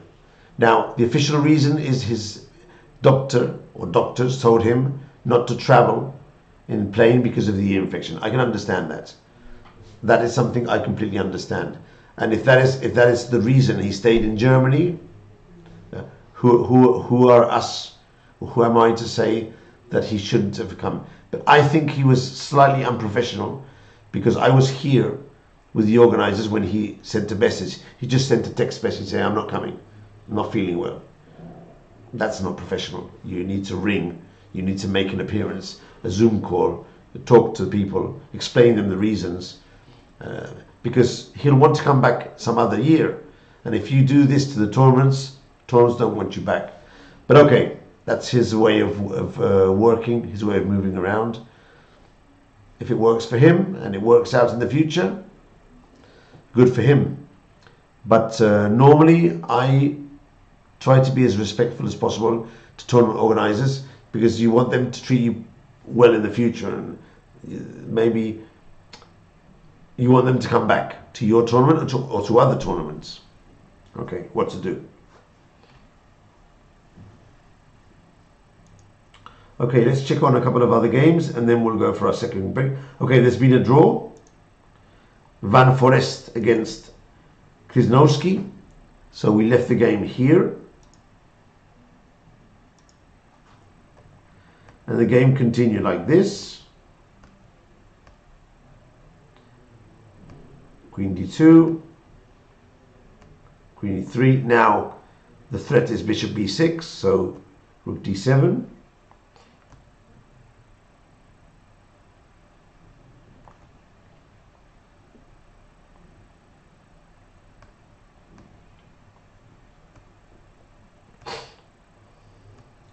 And here there was a proposal of draw by Jordan Van Forest.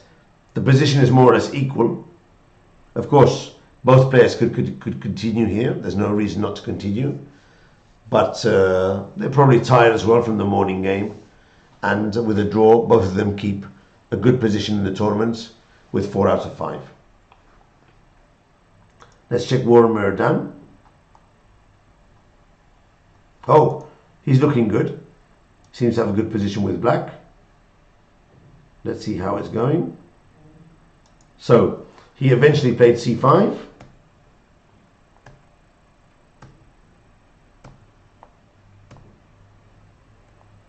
Took the pawn.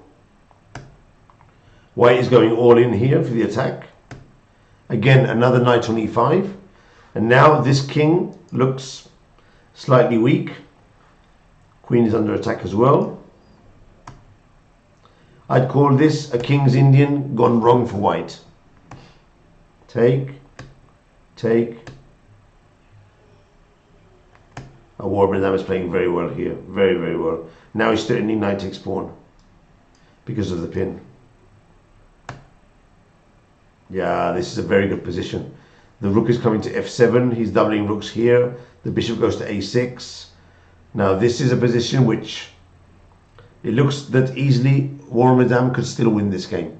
Of course, material is equal, but yeah, Warren Murdan is definitely pressing here. Okay, so let's take our second break and we'll see you in a few minutes.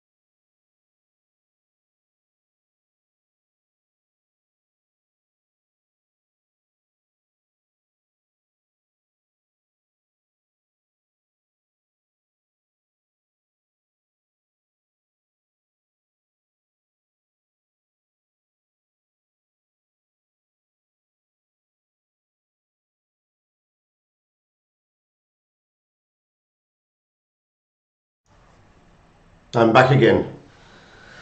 After this mini 8-minute break, went to get myself a coffee. Remember, I have to keep my throat in good condition. And also, I saw the parents of Faustino Oro, the 10-year-old kid, outside. Had a small chat with them as well. Get to know them a bit better, always important. Couldn't go into the playing hall inside this time, but I did see through the windows. There's a lot of tension and a lot of atmosphere in the playing venue, and we're going into the third hour. And normally, when we go into the third hour, the games start to heat up. They start to get slightly low on time. No major problems yet. No major time trouble. But in the third hour, sometimes we see moves that already make a decisive impact in the rest of the game. So we'll probably get Miguel Illescas in here at some point, and we should carry on with the game. So Black played Rook F7. I mean, wonderfully played. Rook D2. Bishop A6, the computer moves by War Madame for the moment. Take. Bishop D1. Things are looking very grim for Ido Gorstein, who could play Rook D8. Now, it's funny because I have a theory that in double round games, if during the morning you had a winning position or a very good position, and you accept a draw, and then you get back to your hotel and you see with the computer that you had a very promising position and you messed it up, I think that for many players that plays on your head in the afternoon game. It happens to me, and I know it happens to other players, so I think it's more extended than usual. Of course, there are players who are very tough mentally and can completely forget the results of the morning. Now, remember this morning, Gerstein had a very good position with Mamedov, and then he accepted the threefold draw. And now he's in big trouble with white against War Madame. Of course, you can argue his opponent this afternoon is much stronger. But I still think that these things play a factor in chess. Whereas if you play, you go to the end and you still lose a game, but you've fought to the end, I think your mental state is much better. So in general, my preference is not to accept draws just because the tournament situation is good for you or because you don't feel like playing. I think you have to fight till the end in the game of chess. Fischer had that opinion as well, and most top players use that strategy. Okay, the d pawn is under attack, so most probably War Madame will play rook to d8, protecting the pawn. And of course, it's still to be played, this game, but according to the computer and also according to the position, white's king is weaker, considerably weaker, and black will eventually have a passed d pawn. So I'm going to give my chances to black in this game. Okay, let's check briefly if there's any results coming in on the results forum. Okay, yes, they've updated with the draw of Poya, but not much more can be seen. Another draw slightly below.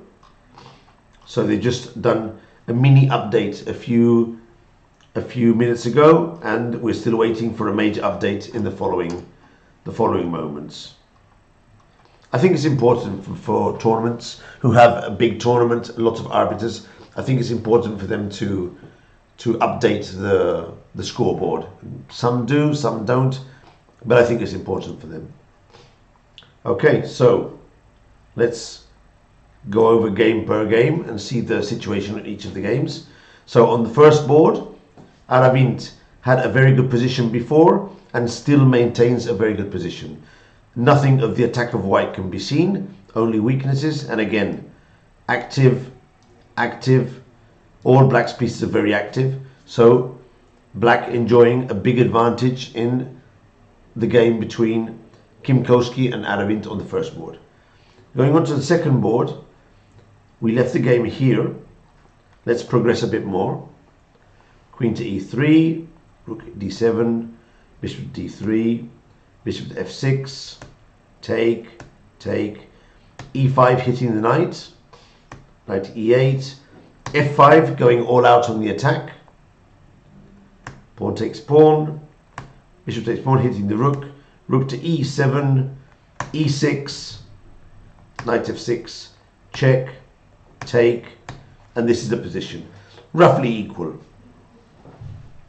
True that black does have this weak pawn on d6, but on the other hand, black's bishop is very active.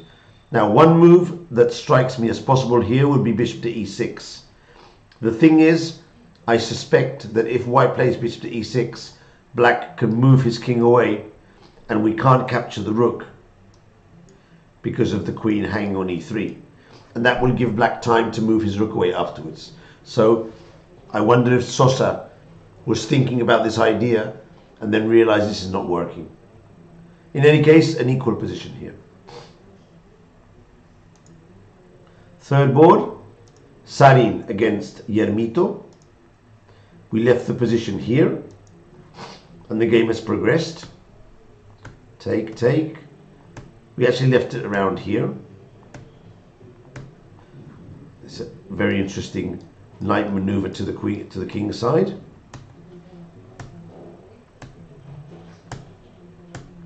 And a roughly equal game here as well. Nothing especially important is happening. Black is trying to trade a couple of pieces. This could easily finish in a draw, although there's all the pieces on the board still. So we have to wait for this one, but the position is equal. Okay, on board 4, Jordan Van Forest and Krzyzewski did a draw. We saw that before. Alexenko and Alexakis. Let's see this position here. We were analyzing up to here. Black played d5. Knight g3. Bishop to d6. f5. Queen c7. Bishop g5, attacking the knight. Bishop to e7.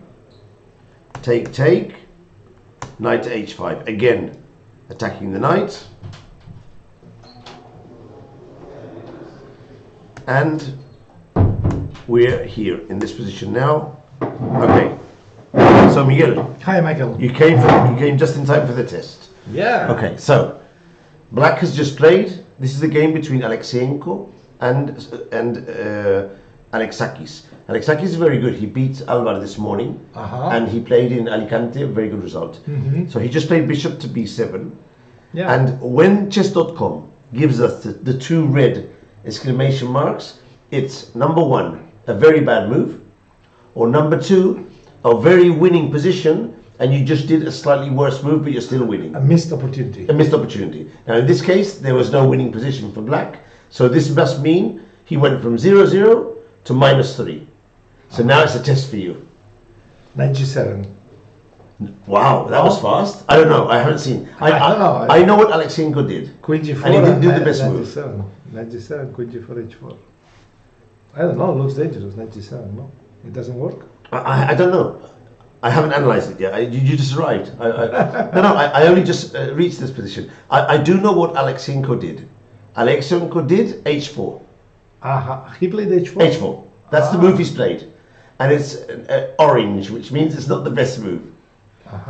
So, but there must be a kill move here then. But looks not bad, h4 anyway. That's the move he did. You know, I didn't understand why he didn't play black played queen e7 Yeah. instead of bishop g5. Bishop g5, queen e7. Why to give so many opportunities for white to attack? I mean, queen e7 was very safe. Maybe because he was losing the pawn on d5? Is no, the queen was on d1. If you go 2 moves back. Oh, before. Yeah, go back 2 moves. Here. Knight h5, queen e7. Queen e7, yeah. Why to give so many chances? Yeah. I play queen e7, it's very safe. What is the problem? I mean, problem. And later I play bishop b7 and rooks to the center. Exactly. He played this. Why? Okay, I understand he wants to keep the bishops, but the knight on h5 is also very strong. Very strong as well. Here it was already possible knight g7 according to my knowledge. No. Okay, and now probably so let's try this move then. Knight to g7. Maybe it's okay. Right now he has to capture in principle. Yes. And then And you follow up with? Queen G4. Queen G4, okay. Let's see. Computer finds a defense here. King F6 maybe. King F6. Oh, King F6. I didn't see this move. Wow. Yeah. Okay. Wow. Okay. Let's go back. Let's go back. Okay. King F6. So knight to G7. Then it doesn't work. Huh?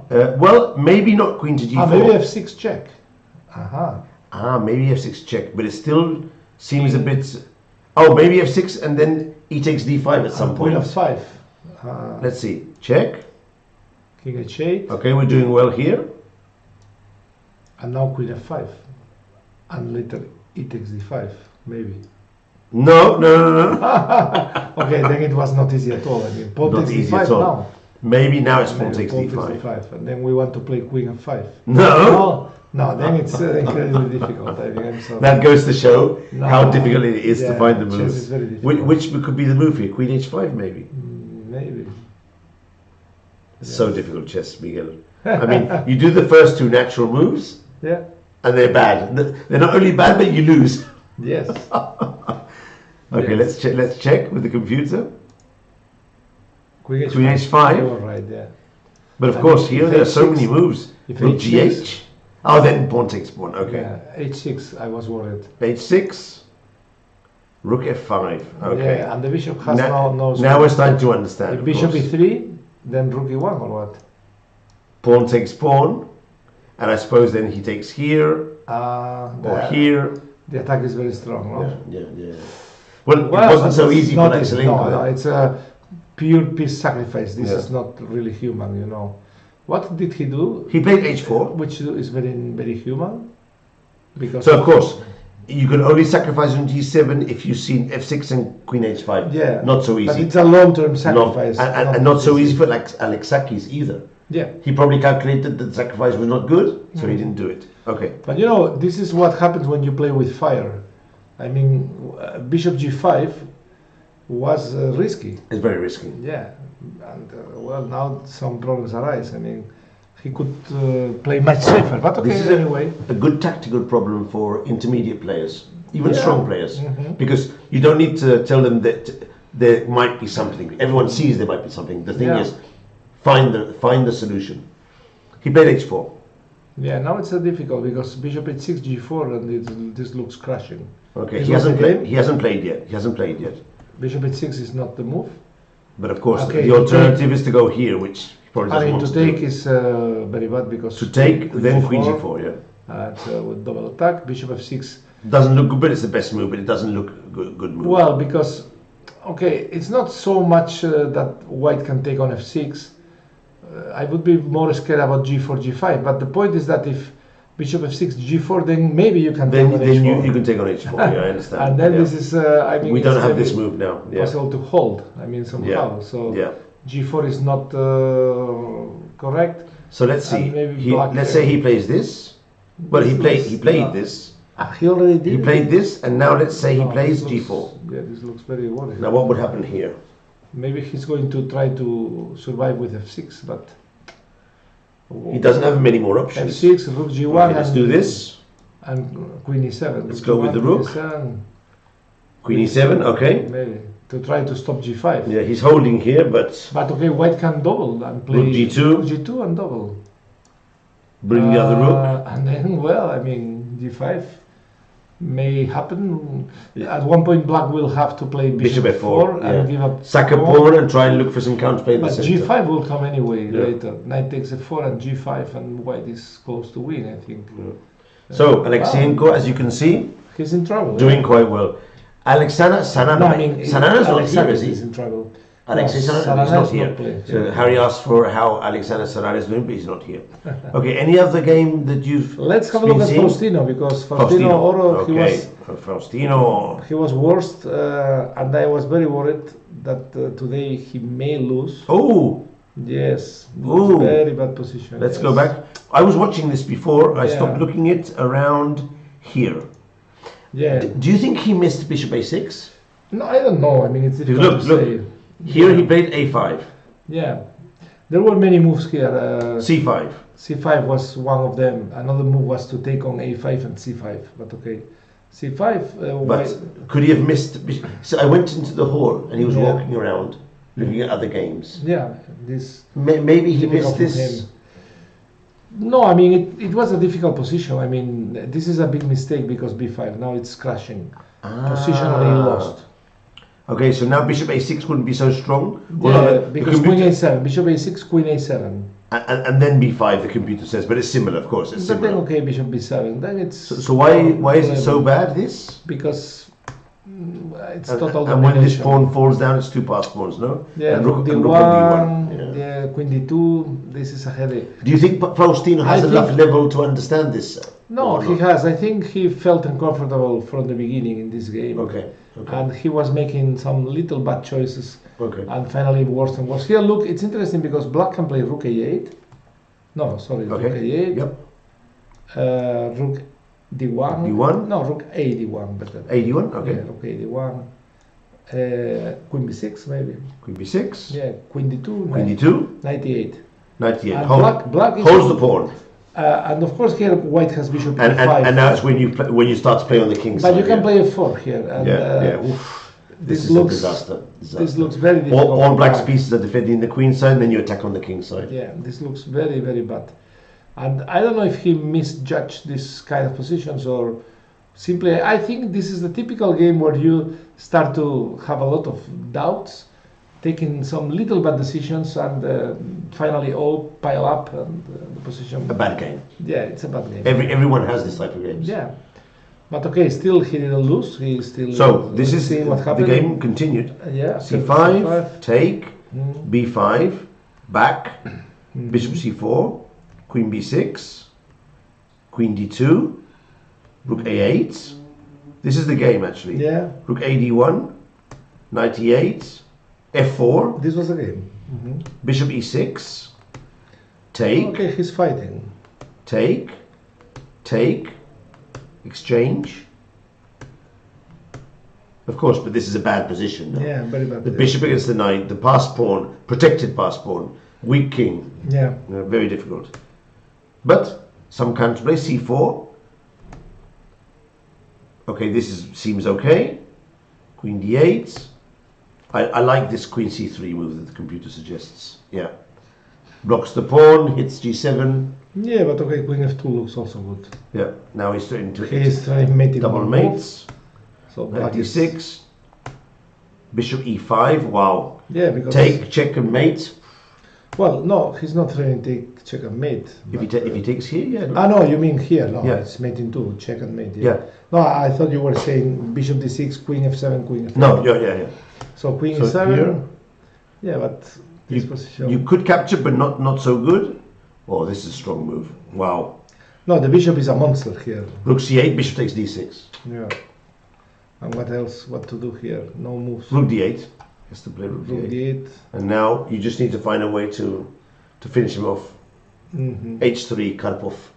Yeah, any move because black cannot move. b6 is the killer, but you normally play a safe move first. I mean, white can grab a pawn any moment if he wishes. Yeah. Take on d6 and take on Take c4. on It's a c4, pawn up. and But you can improve your position Yeah. with h3 or go b6, trying to play queen c7. Looks very bad. Vogel will not.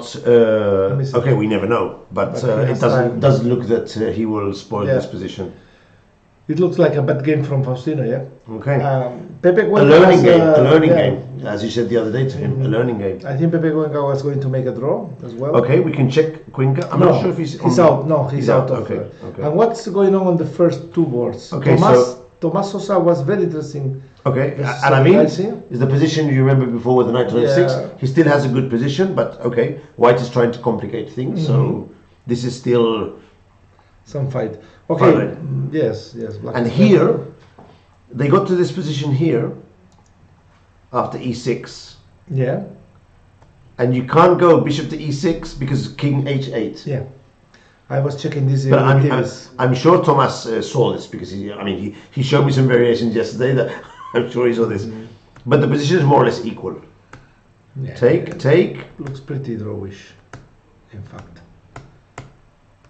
But Eddie Gacy, he's always fighting. And sometimes Yeah. he's able to get things out of. Now the bishop on b7 is pretty strong. Yeah. I mean, black pieces became very active. The queen, the knight on f6, everything is perfect. And white coordination is not so good. I mean, he can be slightly worse if he doesn't find. Here you need, okay, maybe to activate the queen is a good idea. Queen e6 check, probably king h8. Keep the king at bay. Yeah, king h8. And then drop back with the bishop maybe. And try and do something, protect your position. But it's a bit annoying, this position. Knight d1 is very difficult route to find. Yeah, no, this computer move. Why would you play knight d1? h3 is normal, I mean, some move like h3. But maybe black is already threatening queen f2, you know. Yeah. That's the idea of knight d1, of course, to bring knight to e3. And maybe queen e3 or knight e3. But it's a very difficult move, you know. You could find it by elimination here, Miguel. Because there's nothing is working, so you finally see the idea. Black to move, what did white play? Let's check. What is the last move from white?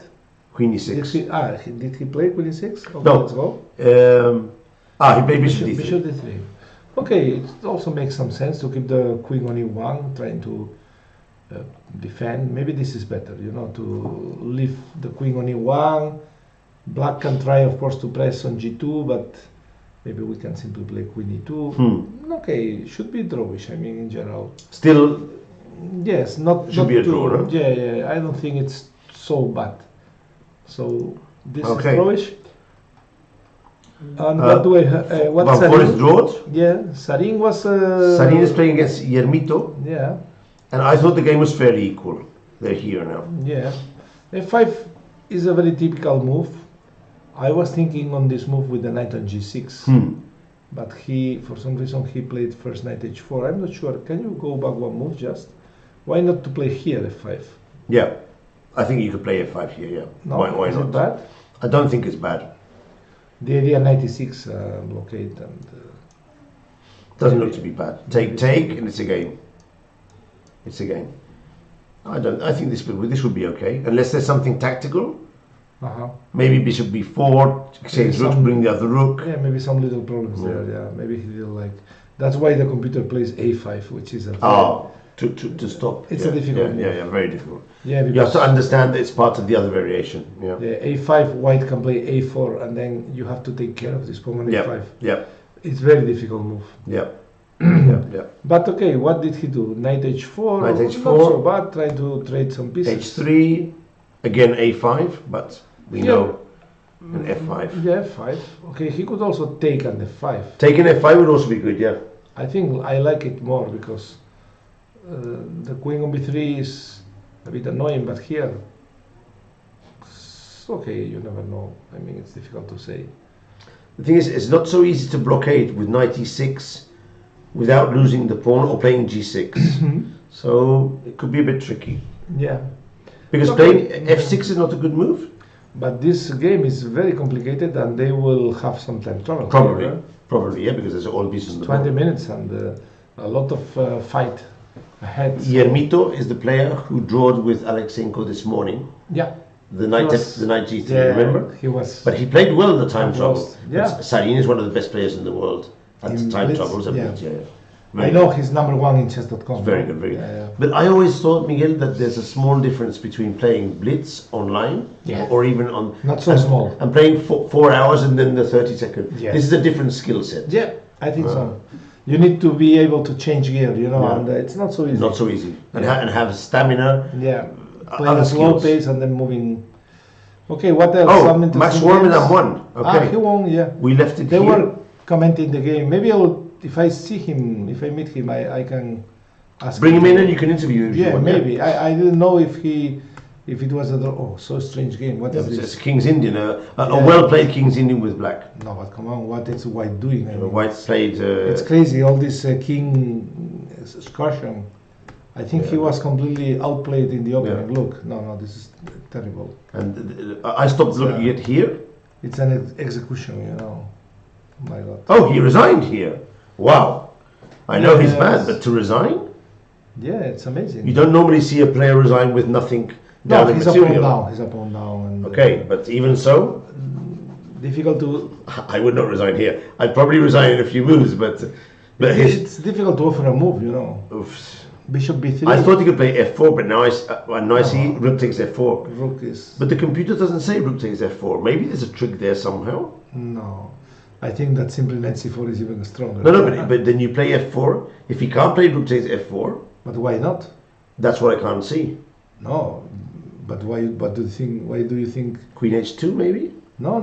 f4 is completely winning. Rook f4. Why Queen h2? Well, I don't know. Rook Because e7. And then maybe something with the knight hanging on e5. Nah, I'm just speculating. No, I think I'm going to look because I want to know why it doesn't capture the pawn. But it's also good. It's also good. But yes, there's a bit of tactics here, but it can't be. This shouldn't be able to work. There are many moves. Yes, there are many moves. So he's winning. Yeah. Knight g4, yeah. So maybe the resign was correct then. Yeah, okay. You normally don't resign, but it's a very poor position. Very poor position against a very strong grandmaster. No really good moves. Black so Warmerdam goes on to 4.5. Yeah. He's making his claim to win the tournament. Okay. What other? Darda has a good position here. Mm-hmm. What do you think of this position here? Do you think the game is over? Well, Bishop c3 is coming, you know. Bishop c3 is coming. He's so scary, you know. He's going to get. Well, he's going to get. First, he has to get the exchange back. How is it going to work? So b7 is hanging. No, this is completely lost. It's game over, man. Bad position, yeah. Yeah, very bad position. Bishop c3 coming. The knight on f8 is so bad, you know. How do we get to here? This looks like a sacrifice. So it was knight. This is a combination. Let's see. Okay. It's auto combination. Okay, auto combination. So he played knight takes pawn. He thought he's winning a pawn. And bishop takes knight. No, first e6.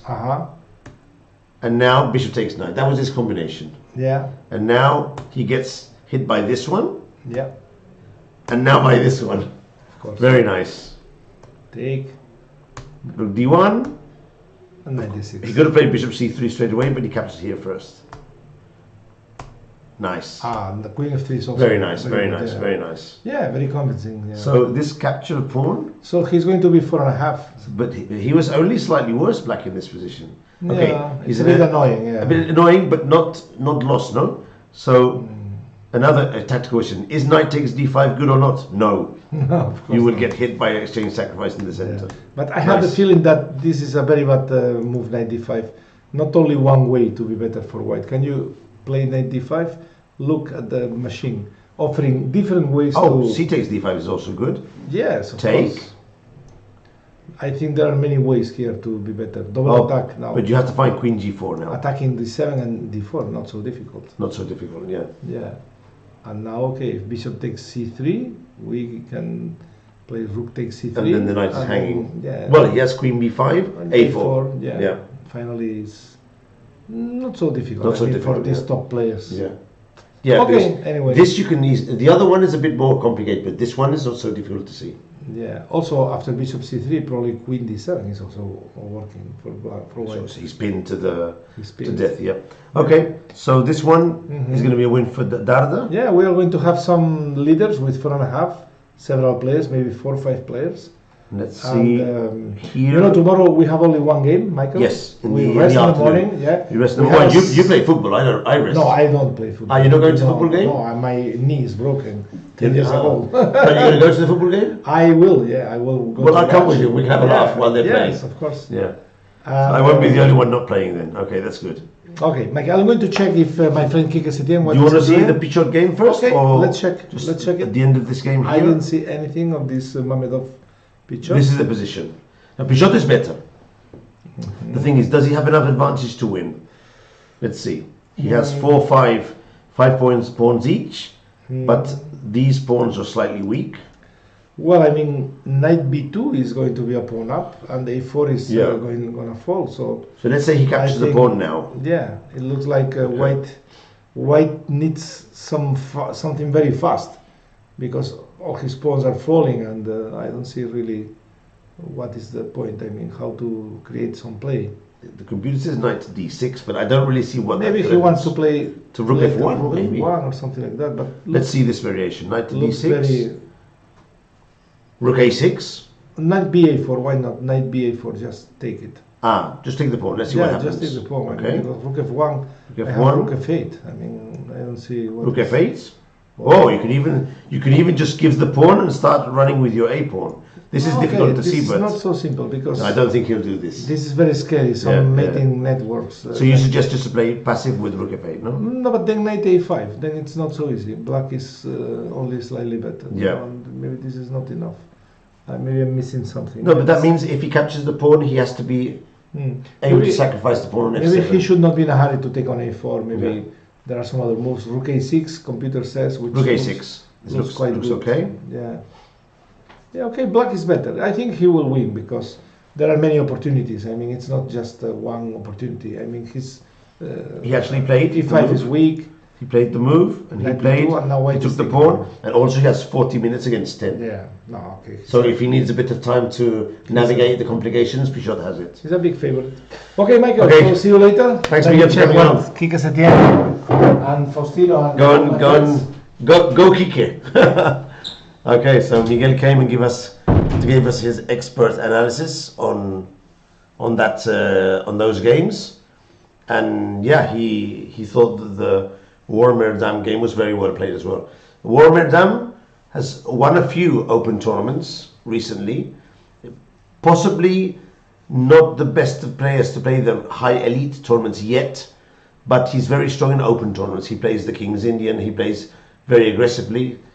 And yeah, I always see him eating with Van Forest, and there's another Dutch player as well. They have their small table of 3, and they're always conversing. So it reminds me a bit, of course, at a much lower level, of when I was 23, 24, 25. I would go to tournaments as well with other friends, and we'd always make a small group.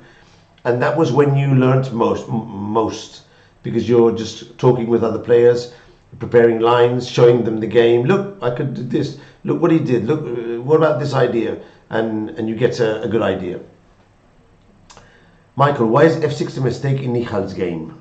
Let's go and see Nichal's game and see why f6 is a mistake.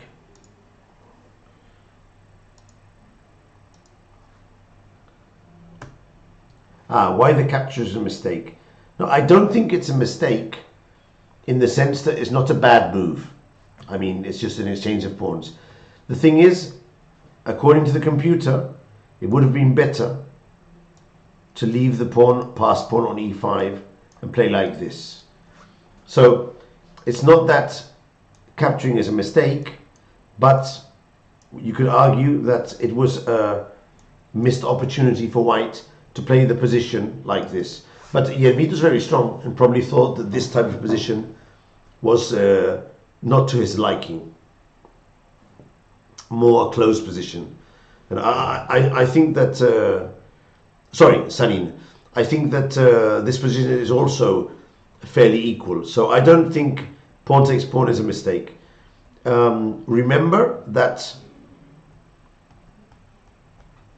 when you're looking at the streams in chess.com, chess.com adjudicates special signs according to the computer evaluation. And remember that chess.com computer is not so strong and varies a lot. So sometimes it would put a sign of a mistake, and when you leave the computer a while, the move wasn't so bad. So if you accept the suggestion, I would suggest only really paying close attention to mistakes with 2 question marks or 2 exclamation marks. Those, when that happens, normally it's a clear blunder. When it's only a dubious move or even a mistake, it's good to see if you can find the reason. And if you can't find the reason, it's possibly just a small inaccuracy, nothing serious. That's my take on the system. So now Nihal will take with the queen. Yermito might take with the rook. For some reason, taking with the bishop is not so good because of bishop b4. This would be good for white, but I suppose Nihal has considered rook takes, and Nihal has considered that this position here is at least better for him or okay for him. I think it's fairly equal. The computer says that black is better, but I failed to see exactly where he is better in this position. I can't see it. I mean, I'm looking at the computer line, and the moves that it suggests don't seem so strong to me. So I'd say this is fairly equal. So it's all good. Nihal fans, don't worry. He still has a good position, and anything can happen on his game. More importantly, they're under 20 minutes. So the next 20-25 minutes, we'll see who's going to prevail in this game. If one of them goes down to under 10 minutes, that's worrying. Okay, let's take a look at the scores. Here they are.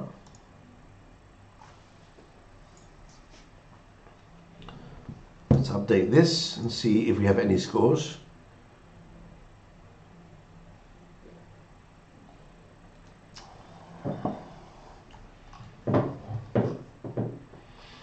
No, just more draws. This is a good result for Sabrina. Getting a draw with black against a 2600 player, very good. And Daniel, I said hello to him in the room a while ago. We met some years ago in Hamburg, and we did some commentary together for Chess Base. A nice guy. Dio Matthias rebounds with the win, and my student Pau has lost again to a third grandmaster. Pau is playing all the grandmasters with black, and then he's winning with white, but losing and learning with black. So he still needs to keep fighting, keep improving, but he'll get there.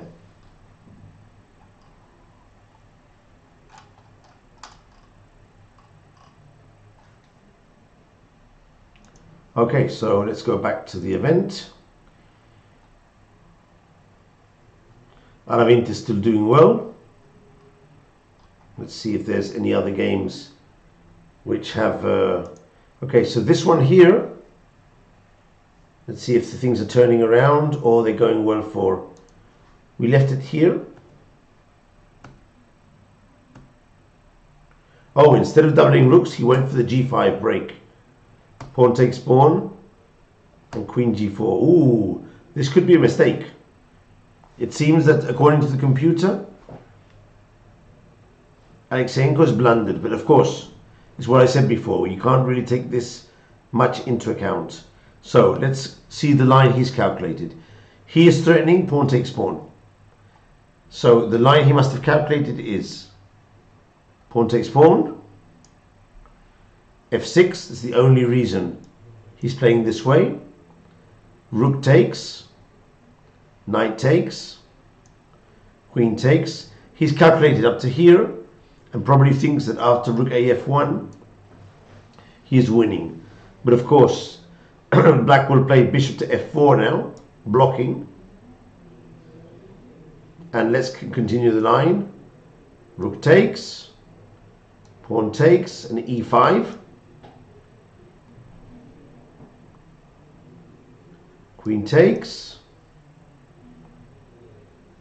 queen takes, h6, long variation, wrong variation, guys. And here it doesn't seem to me that black will win this game. Queen takes a6, we go c5 with the idea d4. Long variation, wrong variation. Maybe he's calculated something around this, but Dimitris, under 7 minutes, already had a winning. Already Alexenko has passed through difficulties, and Alexakis is the guy who had a winning position against Eddie Gaisi the other day. So it seems that although he is IM, he's already playing on a really high level. Dimitris Alexakis. Let's try and learn something a bit more about him. Okay, let's see who he is. Okay, it must be this guy here, a young player. And let's see his FIDE rating. Yeah, so started in 2012, up the ranks, got to 2000 in 2015. This must be COVID. So it's clear that even before COVID, he did a big jump from 2550 to 2470. It's a huge jump in how many months? 4 months, he jumped 300 points. That must be K15. How old is he? He's 2003, so he's 21, yeah. So in 2019, he was 17. This is K15. He jumped with K40, a huge amount of points in 3 or 4 months. Then became stable, COVID hit, and then after COVID, so the thing is, he increased so much that his rating was too high for his level of play. Because when you increase so much in so little time, you don't become 300 points stronger. You just overperform in several tournaments, gain a lot of rating, and then drop back slightly. So now he's probably ready for the next push. Very strong player. So let's see what happens here then. What has he done? G6, he's blundered. So this went well for Alexeyenko. It went well for Alexeyenko. Now Alexeyenko has a chance to recover from his blunder. He can play pawn takes pawn, or he can play f6. Both are very good. The most forcing is f6. Take. Nice. And then capture the queen with a winning position. That's quite nice.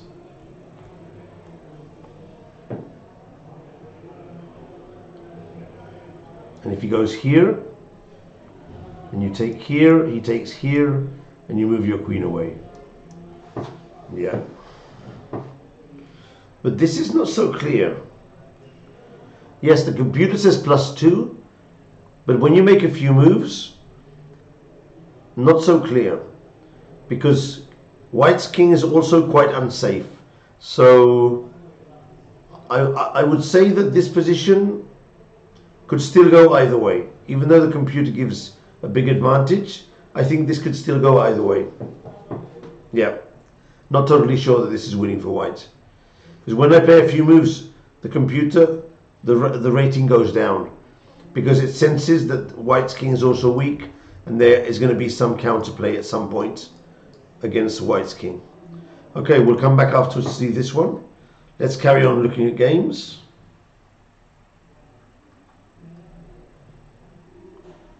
Chigaev has been a draw. Aha, a huge trust issue with the computer. Now, I've worked with computers a lot, and when I use my computer in my local computer, I'm very trustworthy.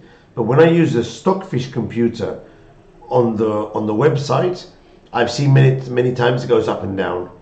So you have to play out the variations to see if the assessment is correct.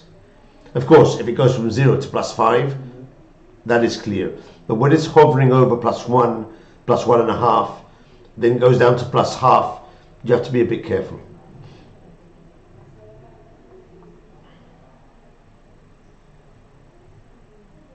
Okay, another win. Volodar Murzin defeated Alexei Bilch. Let's see how this one went. Let's pick it up, for instance, around here. Okay, so around here, the position is normal. Murzin blasted open the center. Sacrificed the pawn, hit the bishop, and is trying to get the pawn back somehow. Now he's expecting to get the pawn back, but White plays knight to a4, recovers the pawn, but loses the bishop pair. Okay, bishop e3, preparing bishop to d4. And now these weaknesses on the king's side are going to pay a price. Queen c3. I think there may have been a threat here on one of these moves.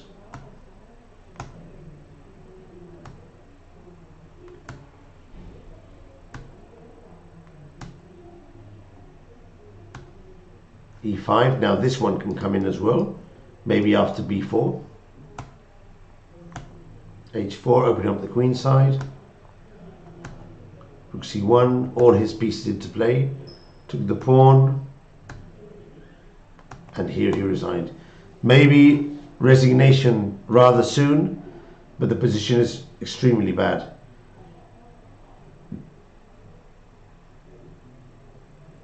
I don't quite see a way to win directly, but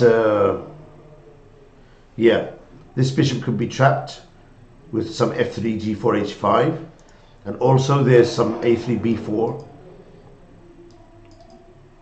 The rook can't compete for the file because the bishop is totally dominated, but again, not a position that you had to resign. You could still play a bit more. Okay, another game finished then.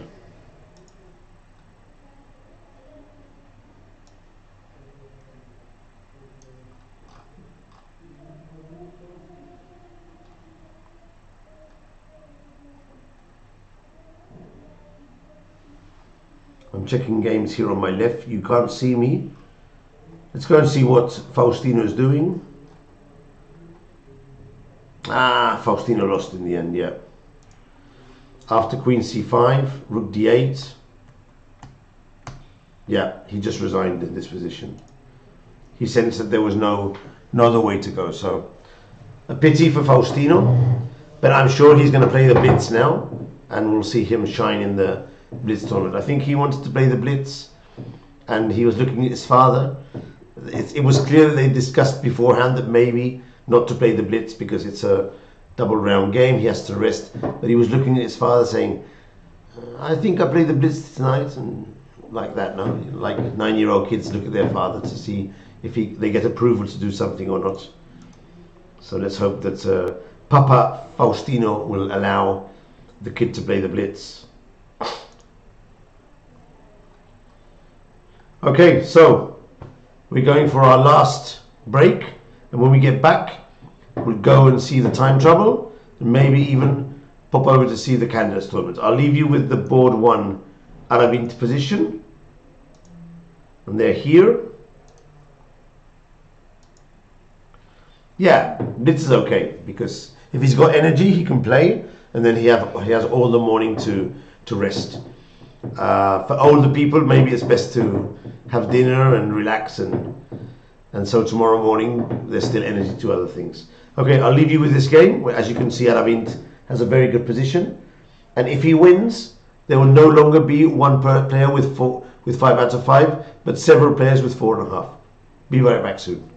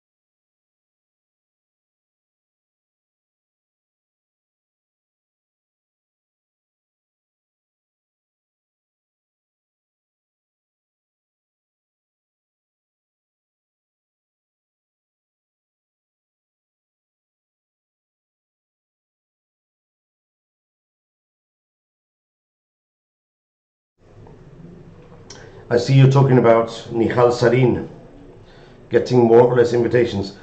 I'll tell you a small story about Nihal and myself. So in 2018, I think it was, 2017 maybe, he came to Spain, and we went together to a tournament called Leon. He played the Leon Advanced Chess Tournament, and my job there was to be his guide for him and Srinath Narayanan, and I took him all over the town of Leon, and I was amazed by the amount of time he spent not sightseeing but looking at chess in the taxi, in everywhere. And since then we've kept certain contact, and I wouldn't say that we've become friends, but yeah, I even took some photos with him. I'm going to show you a small photo opportunity where you will see here. You can see him with Ivanchuk. This is the press conference. You can see Nihal, Ivanchuk, and myself here on the right doing the press conference. Here he did a simultaneous display, and here he played the final against Ivanchuk. This is one of the most funny photos, because Ivanchuk is not so tall, but at that time Nihal was younger and therefore smaller. And here is one of my favorite photos. I'm with Pepe Cuenca, who most of you know as the important commentary person, with Nihal and Ivanchuk going over one of the games. And as you can see, Nihal, I think he was 15 or something. He was very young at this stage of his career. And I got to know him quite well, and every time I see him in tournaments, he's always very kind. But yes, I always see him playing open tournaments, and I never get to see him playing top level invited tournaments like Tata Steel. And it's really tough to become a top player. Of course, Gukesh was able to do it, Praganananda as well. Gukesh won many open tournaments, and he crossed the 2740 mark, and he started to get the invites. But you have to get over 2730, and it's really difficult because you play these open tournaments. There's so many good players with 2400 who draw against you or even beat you. It's not easy at all. So I mean, it's easy to say he should get to 2750 and start getting invites, but it's really difficult. There are so many very good players between 2600 and 2700. You wouldn't believe the amount of good players there are at that level, and to be able to be the one who shines and goes through is very difficult. Okay, so the games already, most of them are in time trouble, although either both players have 10 points or one of the players has 20, 25, and the other one is down to 2. Now this game is going well, very complex game, and it seems that they're more or less swapping mistakes, because Chitaram is very low on time, and here he could have played rook to e1 and the game would have gone like this: rook to e1, rook takes, pawn takes equal queen, queen takes, and here the computer is suggesting a move such as f6, and according to the computer this is the best way to try and win the game, giving up your passed pawn and keeping an imbalance which favors black. But of course this is easy to say and very difficult to do, because you're giving up your pawn. Instead of that, Chitaravam played rook takes c3, and according to the computer now, after f6 followed by rook takes d2, white is back into the game again. So as you can see, so difficult to play at a high level in these tournaments. Any mistake, it can get punished. Okay, this game was equal and remains equal. Black is pressing, but white is, at least for the moment, keeping the balance. But as you can see, Erigaisi is pressing with his active pieces, whereas white is low on time and trying to see how to get chances in this game.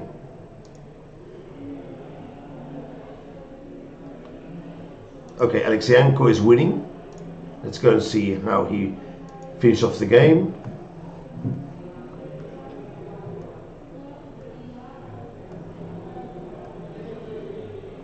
Threatening mate. Again threatening mate. Now he's threatening queen to g6, winning. So the other guy had to give a piece, and now he's just cleaning up. There are several ways to clean up here, but the most simple one is to capture this pawn. So Alexienko will win. War Madame 1. I can already hear a lot of noise outside, which means most of the players, when they finish, they meet their opponents in the lobby, so they can talk about the game. Pichot is better. Fedosiev defeated Renier Castellanos. Let's see how he did that. Ooh, what a game. What a game.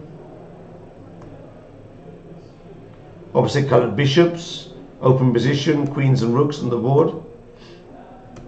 Very tactical. And here comes the breakthrough. Yeah. You sacrifice the 2 rooks for the queen, and then he resigned, probably because of bishop d3 and these attacking. Or maybe there's already some tactics with check, check, check, check, and the rook on f8. Yeah. Yeah, candidates just about to start. I hope we can get a chance to look at the candidates before we finish the stream. But there's so many games in time trouble now. It's unbelievable. Darda, what's Darda doing? Darda was winning, and he's still winning. Yeah, he's got an extra pawn and a weak king. They should be winning. Takes a bit of time, but Darda will win this game as well. Poya draw, Chigaev draw, Pichot. We left the game here. He's progressed. He played the computer line. Aha. If rook takes c5, rook takes d6. Well spotted.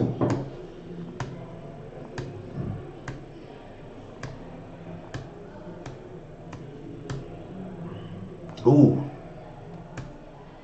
This was a blunder, because now check and wins the g2 pawn. So clearly Pichot understood that capturing the pawn on g2 and picking up these pawns here is the way to go. So he's going to win this position. Whereas instead of this, his opponent could have played king g1. He had to go back here. It's a big mistake. Yeah, it's not clear to me why he made this mistake. This wasn't so difficult to see. Probably here, and if rook takes pawn, then knight to f4. But he has check and capture the pawn with the knight. And after knight f4, yeah, it's still tough for him, this position. He could still lose this position. Yeah. Yeah, time trouble, as Ninajan says, players are very good at this level during the game. But at this time control with 90-30, 90 minutes and 30 seconds of increment, playing well when you're under 10 minutes is very important, very important. You can't imagine how many games I've lost. I peaked at 24-30 in 2007, 2008. That was my peak. Since then I've gradually lost rating up to 2300 where I'm now.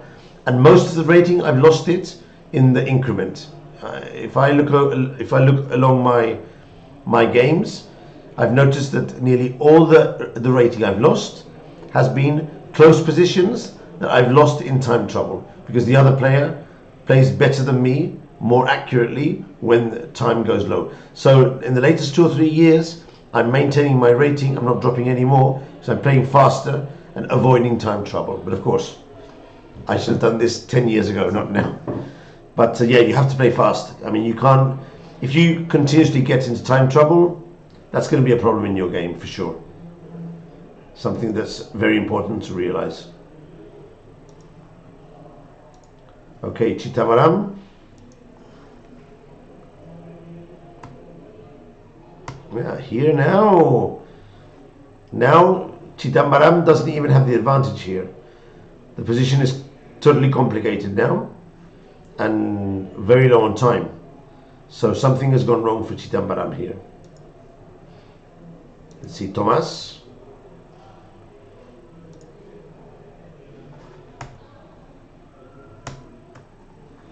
Protecting the pawn. Yeah, Tomas should be able to hold this, but again, not going to be easy.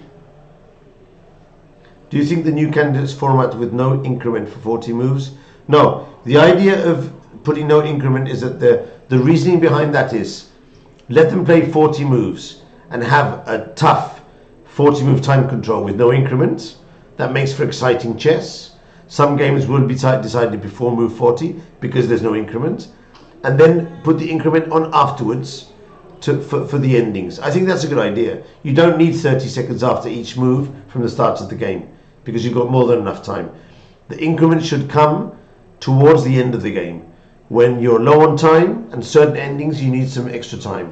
For example, you could put the increment move 40, but this is easy for top level tournaments. But in open games, that means all the arbiters have to program all the clocks every round, and arbiters don't want to do that. So they suggest time controls like this one, 90-20. They just touch the clock once, and it's the same program the whole tournament, instead of having to program it every round. Yeah, most of the rules of chess of time have come because of arbiters' suggestions. For example, the increment has allowed them to no longer have to have discussions on whose flag fell before, because there's increment. Hardly, they don't have to go and watch the games. They just stay and get the result. It's much easier for them, their job now, because of the 30 seconds increment. So for that, it's good. But for interest for the games, for exciting moments, better without an increment. Because then on move 25, if a guy has 2 minutes left, he has to play 50 moves in 2 minutes with no increment. That makes for really exciting chess. Then you can't get into time trouble because you could be dead. Only Grishka could do that. Grishka was very good at time trouble. Let's see results coming in. Well, there's a lot of results, but a lot that are not in yet.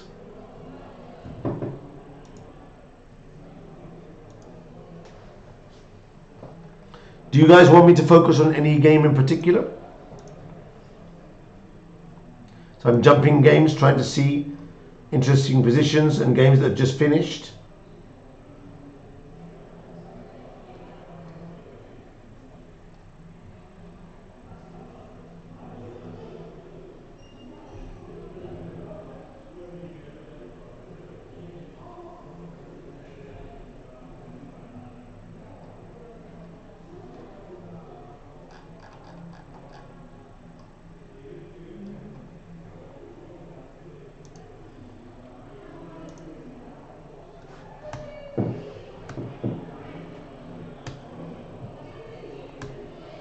Alexo is still fighting. I mean, he's dead lost, but he's fighting to see if his opponent will mess up in the time trouble. Now, rook 3 is a suggestion to capture the pawn on h6, and the idea is that after d4, I think we can put the bishop on c4. And now threaten rook to g8. And if he goes e2, queen g5, wow, wow. Hits the rook, and if he promotes queen, there's no check, and black will get mated here. Wow. So Alexenko should be winning this if he's able to calculate these lines in time trouble precisely, which I think he will. But he already messed up this morning, so he can't mess up this afternoon.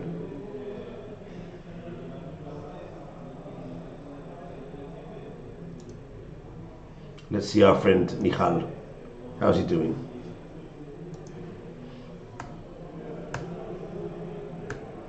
Michal loves going for the endings.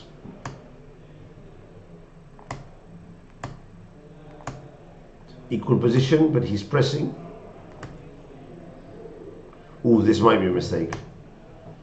Why would you give this pawn away? Why would you give this pawn away? Even it's triple pawns, but it's an extra pawn. If I am able to exchange this one for this one,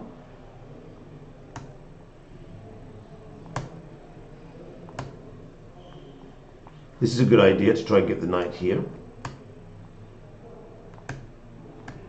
Rook d1, computer move. The idea is to play the king here, and when he captures, recapture the rook and already hit the pawn on d5. Now, I think Michal could end up winning this position. Go, Michal, my friend from Leon. We had a really good time together. We even went to the top of the Cathedral of Leon, which is huge, a Gothic cathedral, and we did some photos up the top there, and it was really nice. And his trainer then was Srinath Narayanan, who I met again in Chennai in the Olympiad last year. Had a really good time in the Olympiad of Chennai, working, but enjoying chess from another perspective. And he was there, Dikhal was there as well. I met also Ramesh and all the Indian trainers. It was a very good time in Chennai. I would like to go back to India sometime. Are any of you guys from India? Ooh, knight d3. This is according to the computers of London. King f3. I wonder if he wants to play knight to e5. Nihal doesn't like much to give interviews. If I ask him and he wins a good game, I'll try and get him over here. But after one of these long games, he'll probably say no. I would like to remind you, this is the second game of the day. All of us are very tired. The players are very, very tired. They have to play the blitz afterwards, some of them. So I don't think it's a good idea to ask for interviews today. But tomorrow, for example, they only have one game. I'll try and get someone in. Or Illescas sometimes brings them to me here as well. Nihal, if he does a good game, I'm sure he'll be like. I can ask. They can come in and give a few. They don't have to explain the whole game. They can just tell us a few things about the game, and they normally do that. Yeah, I think Nihal's going to win this endgame.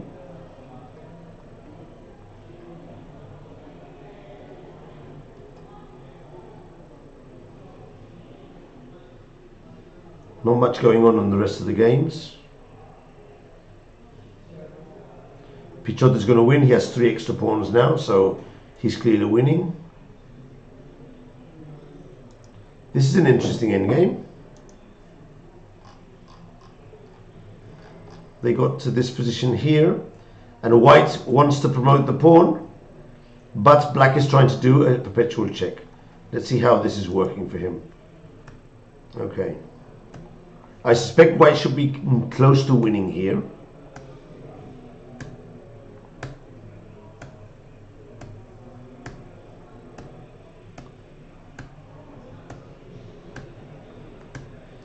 And now they start with the checks.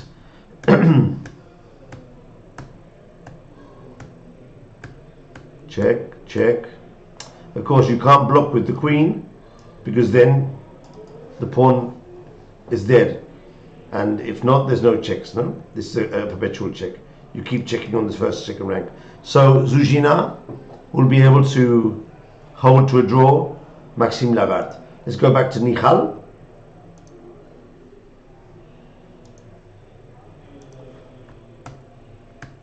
Knight d3, king f3, knight t5, king g3, knight c6, and now the computer suggests bishop to c3, which is the move I do, or rook to f1, which is a bit more difficult to do.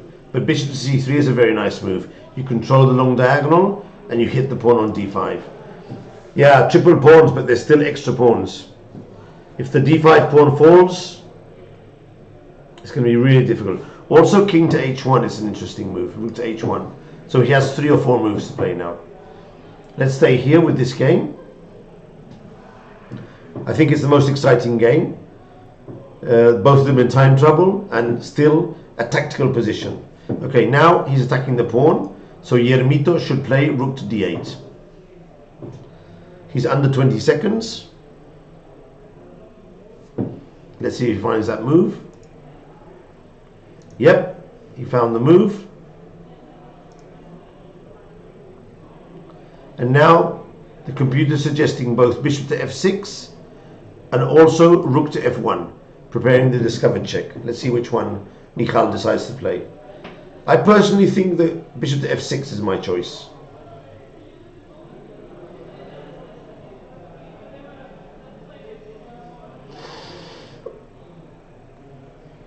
Yeah, you say he's winning, but it's not so easy to pull through here. Yeah, bishop c3 is the type of move that you just keep improving your pieces without doing anything decisive.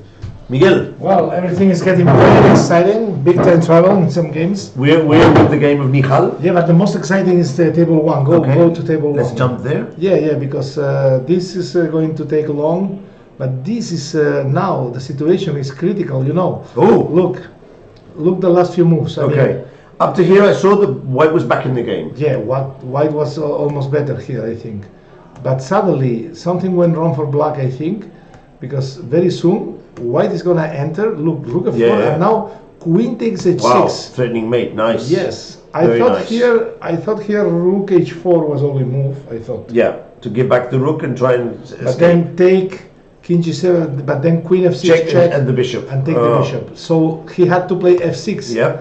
And now this is dramatic, but I think should be completely winning. One question is rook f4, then queen g7 and take on f6 and play an endgame with 2 pawns up. That's good. That's good. That looks not bad at all. Queen h8 looks winning as well, but it's not winning. Queen h8 looks. And then take and queen. Why is that not winning? It's amazing because. Because when he takes, you take the pawn.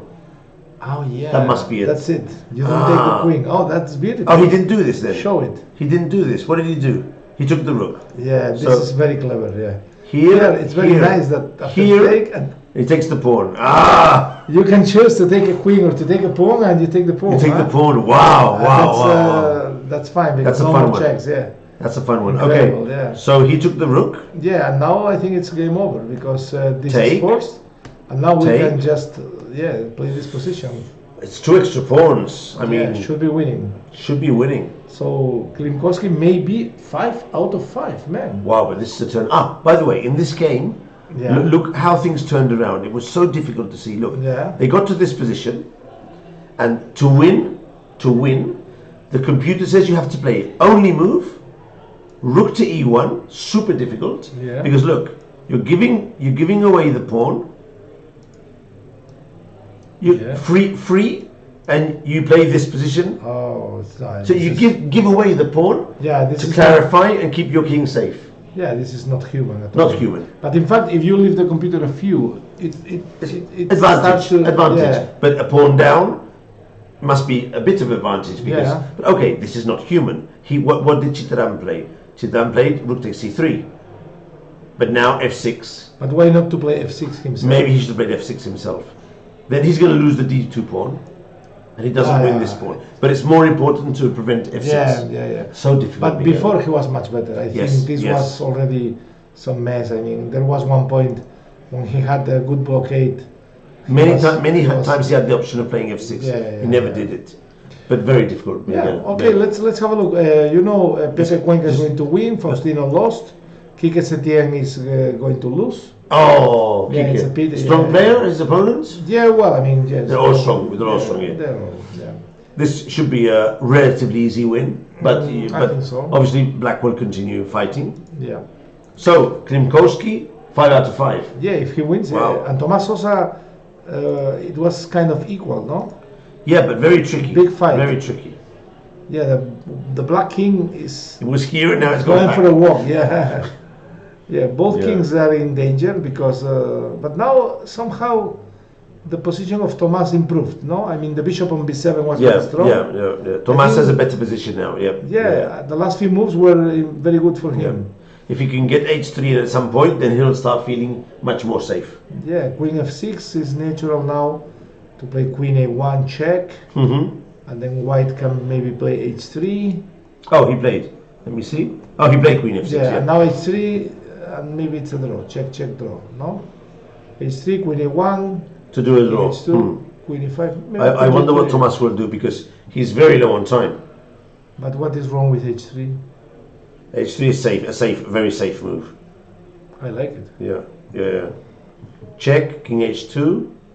No, I don't think check is necessary. The thing is Thomas playing for a win now, or is he content with a draw? I don't know. He has only 8 seconds on the clock. I think draw is not bad, you know. The draw is very good. Yeah, because the position is still difficult.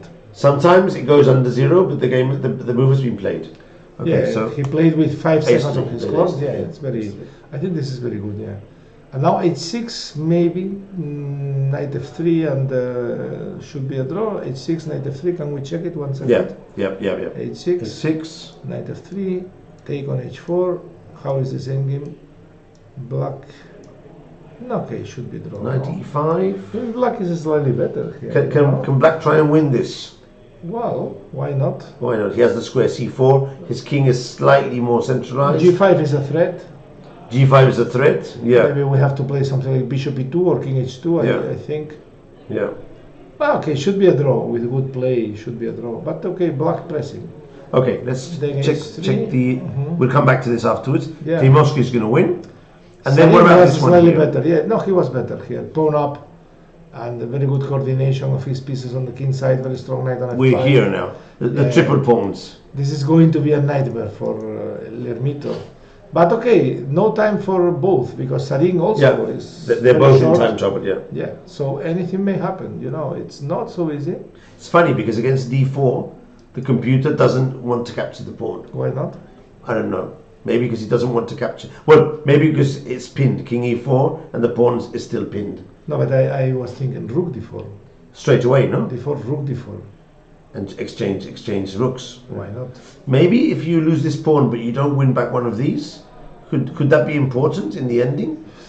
Well, I mean, these are quite stupid triple pawns, but still they are pawns. I But mean, without rooks, it might not be so easy. In a bishop ending, for example, yeah, it's no, of course. unclear to me that if you might not be able to win. Yeah, you're right. So, but okay, he defended with the king, but now knight to f4 would be strong. Yeah, knight g2 is a nice move.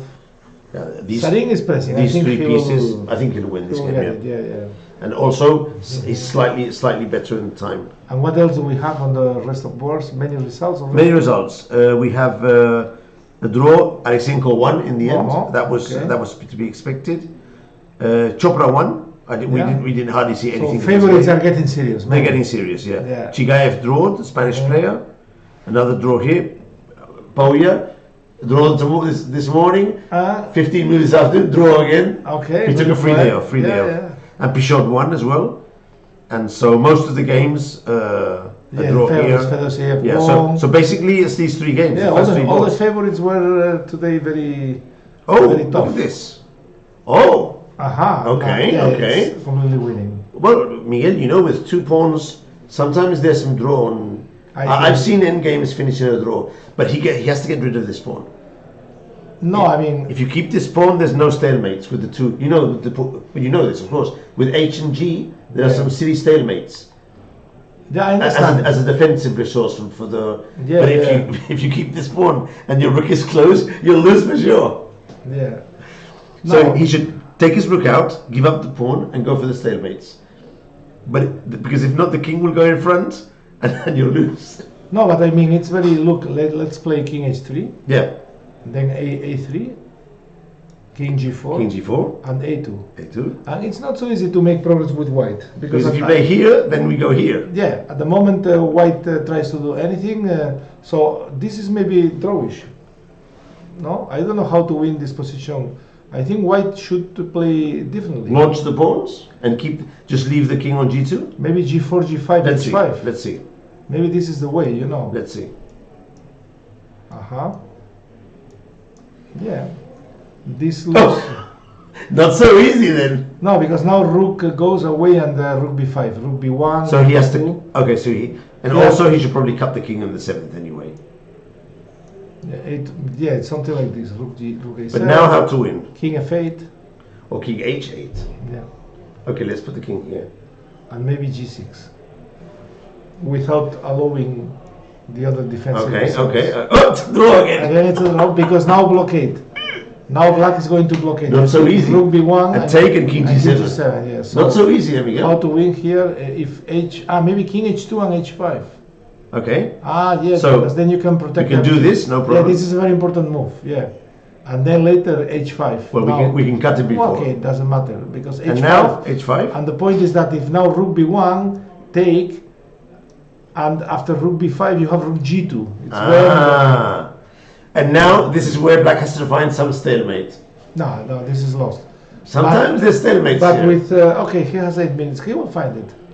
With 8 minutes left on the clock, it's not so. But okay, the move king h2 is not so easy. Not so easy. But he'll find it. Well, he'll find it if he's looking for it. Yeah. If he thinks he's winning anyway, he might not find it. He might miss it. I remember. I don't know if it was Eddie Gaisi, but we were in Llobregat Chess Open 1 year ago, 2 years ago. I was with De La Villa. De La Villa, he has a famous book, 100 endgames you must know. And then, okay, it was some endgame, 2 rooks, rook and 2 pawns. We thought, okay, it's completely winning. And De La Villa told me, well, you know, these young players, sometimes, I said, okay, it's young, but he's 2600, okay, I mean, and okay, left, and the next day, I saw it was a draw, you know. So De La Villa was right. He was right. These young players, these young players, sometimes they misplay some endgames. Or they might think it's one and they miss some detail, no? Yeah. They haven't got the experience of. So what did they play? Kamil Zadlowski says that Klimkowski from Konin in Poland was his student when he was younger. Okay. Nice, well done. You obviously did you teach him the rook endings? This is most important. Yeah. Okay. Let's see what is the actual position. Yeah. The current position. I mean, G5, King. They're here. Yeah, they're here. For the moment, he's doing well. Now. King h2 would be. Okay, he understood that to bring the king in front of the pawn doesn't work. Okay, now he knows that this could be a blockade. Yeah. This could be dangerous, so he has to put the king on h2 now. Yeah. Okay. If you say this, they don't see. I mean, so there are 3 moves. The variations you said. G6, H5. G6 comes with the blockade. G6 is not enough. We can show why. Yeah. Let's show why. Because the rooks comes out. Take and now king G7. And then you blockade. No, blockade, not yet. Blockade maybe we attack first the pawn. I don't know. It's not so easy. Rook b6, probably. Yeah, rook b6. Yeah, rook b6. And after h5, rook b5. No, again, this is winning. No, I'm not sure. Computer's doing weird things. Up and down, huh? And now rook b5. Yeah, this is draw. Oh, and you have the check here. Yeah. Yeah, this is a draw. Rook b5. Yeah. He's just in time, taking the pawn. Yeah, just in time. Okay, no, but I think Klimowski will understand that he will find king h2. King h2, yeah, he already played. Nice. Fantastic. Nice. Strong player. Yeah. Strong player, nice. Now he can go h5. This is going to be game over. And if the rook moves, he can capture and defend. But you know, it's a terrible game for the Indian player. For Arabi, yeah. He was very, very okay in this game. Look, he already played h5. Finally, he's gonna lose. You know, not even a draw. I mean, it's really very bad for him. Painful. Yeah, he was much better. He was much better. Yeah, but this is for everyone who loses a game, and then they think they're the only one who loses 1 game, no? And then you see this one, and you understand that happens to everyone. Yeah. Okay, I mean, so it's not enough to have. Sosa Arjun draw. Yeah. Okay. Finally, it was. Can we see how it worked? And Nika. Okay. Just to see. Okay, they went for this game. No, did they go for the same h6? He went h6 immediately. Take. Yeah, this is better. For white, no problem at all. I mean, with this powerful bishop. Yeah. Yeah, the best thing black can do is to make a draw. Force a draw. Okay. Okay, good game from Sosa. Very serious. Very serious. Yeah, very good. And what else? Sarin, the 2 games that are left. Sarin is better and better. Okay, it's a piece up. It's over. I mean, it's game over. Oh, this is over then. Yeah. And the other one is also over. So.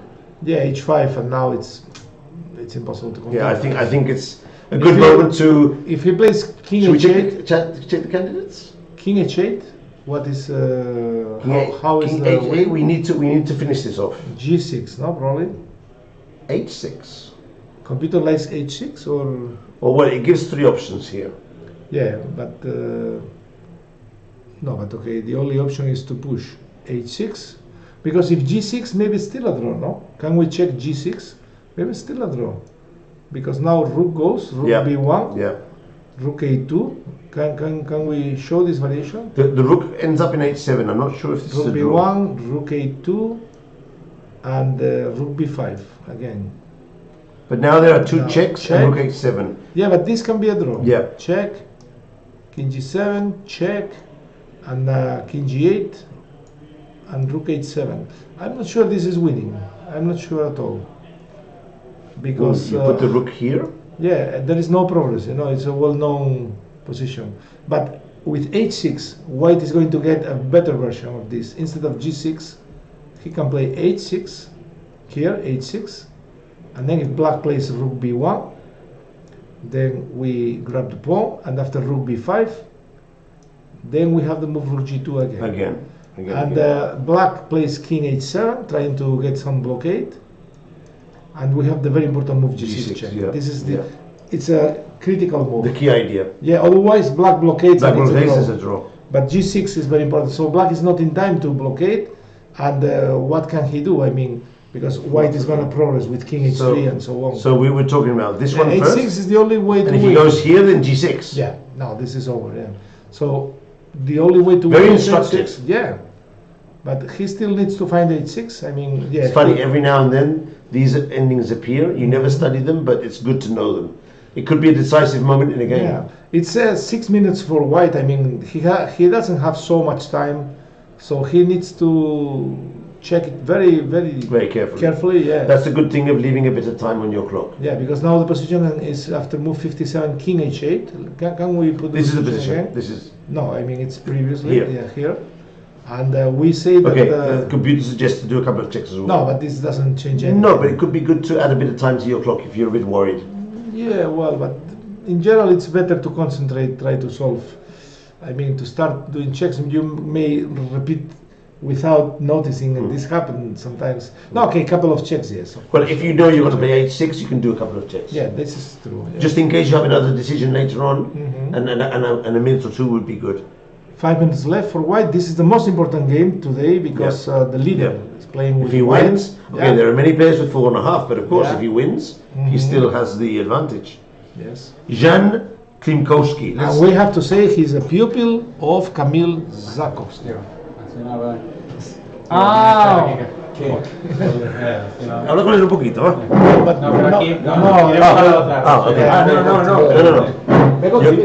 Lo llevo con Nieves, sí. Miguel. No, it's not con Nieves. So we just had the visit of the football coach, who's going to the other. He lost the game. He lost the game. Okay. Look, he played. Okay, he played. What did he do? Let's see. Oh! G6. Oh! This can be a draw. Oh! Yes. De la Villa was right. De la Villa was right. It's so difficult for young players to play well this endgame. It's so difficult. Oh! But okay, let's see, because black has only 1 minute left. But he only had one move. Yeah, okay, rook b1. I think Aravin would have been thinking. Okay, let's have a look at the move. Rook b1. This will happen. He played already. Now rook a2 is only move. Let him play. Let's go. He played already. Yeah, and now rook b5 is only move. Oh. He needs to attack these pawns. He already played. And now the problem is that, okay, you wanted to protect the pawn with your rook. Played. Yeah, but the rook on e7 is not winning, you know. Oh my god. Played. Check, yes. King and now he has to go back. Yeah, king g8. This is the right move, yeah. Played. And of course rook h7, but okay, now rook g5. And I don't see how to win this game. Rook b3. Is this okay as well? I think so. Because if the rook moves, then we go back. We go back, yeah. And if h6, we play rook b6. But what happens if I get the king here? I think black waits. But if you wait, then I can play rook here. And when you go back, you check me. So if I'm here, you win the pawn. And if I'm here, you check. I need to go to f2, yes. Yeah, let's go. But then rook h3. I mean, king g2. I wait. Okay, wait on h3. And if I go... Yeah, okay, that doesn't matter. And if I go here... Rook h3 is a very important move. Oh. And if I play h6, okay, then I wait on the h file. Yeah. But then you progress with the king, with the rook. No, I mean there is no progress. H here, okay, rook h5. No, rook h5, and next move rook g5 if you want. Rook g5. Check, king h8, and then we have... Here the stalemates come. Yes, and then king f4, rook f5 check. Perpetual check. Wow, what a save, what a save. Yes. Unbelievable, unbelievable. So they played? Yeah, you can see. Now he has to find rook h3. You have to fight till the very end. Miguel, only move. Yeah, rook h3 is only move. Yeah. He did it. Yeah, he did it because it's. So now it's a draw. It's a natural. Wow! Wow! What a save! Yeah, Klimowski. yes. Klimowski's going to go to bed tonight thinking. Yeah. Ah! But it's a pity for him because he made a mistake. He played too fast. He should use still had all this time. time. Yeah. And he could have done a couple of checks. Yeah, this I learned when I was Check, and think. when I was working with Kramnik. I mean, this guy, he would always think. I mean, never panic. Oh, I made this move. No, okay, come on, think, make sure. And you're right. He could repeat not only once. Every time he should repeat, make a lot of checks. Every time he will pawn. Before Wow. pushing a pawn. And then he gets more time. And he's He more can get relaxed. 10 minutes, yeah. So, for example, in this position a few moves before, I mean, when he started to push these pawns, he could do this trick, very professional trick. Here, a3, now couple of checks.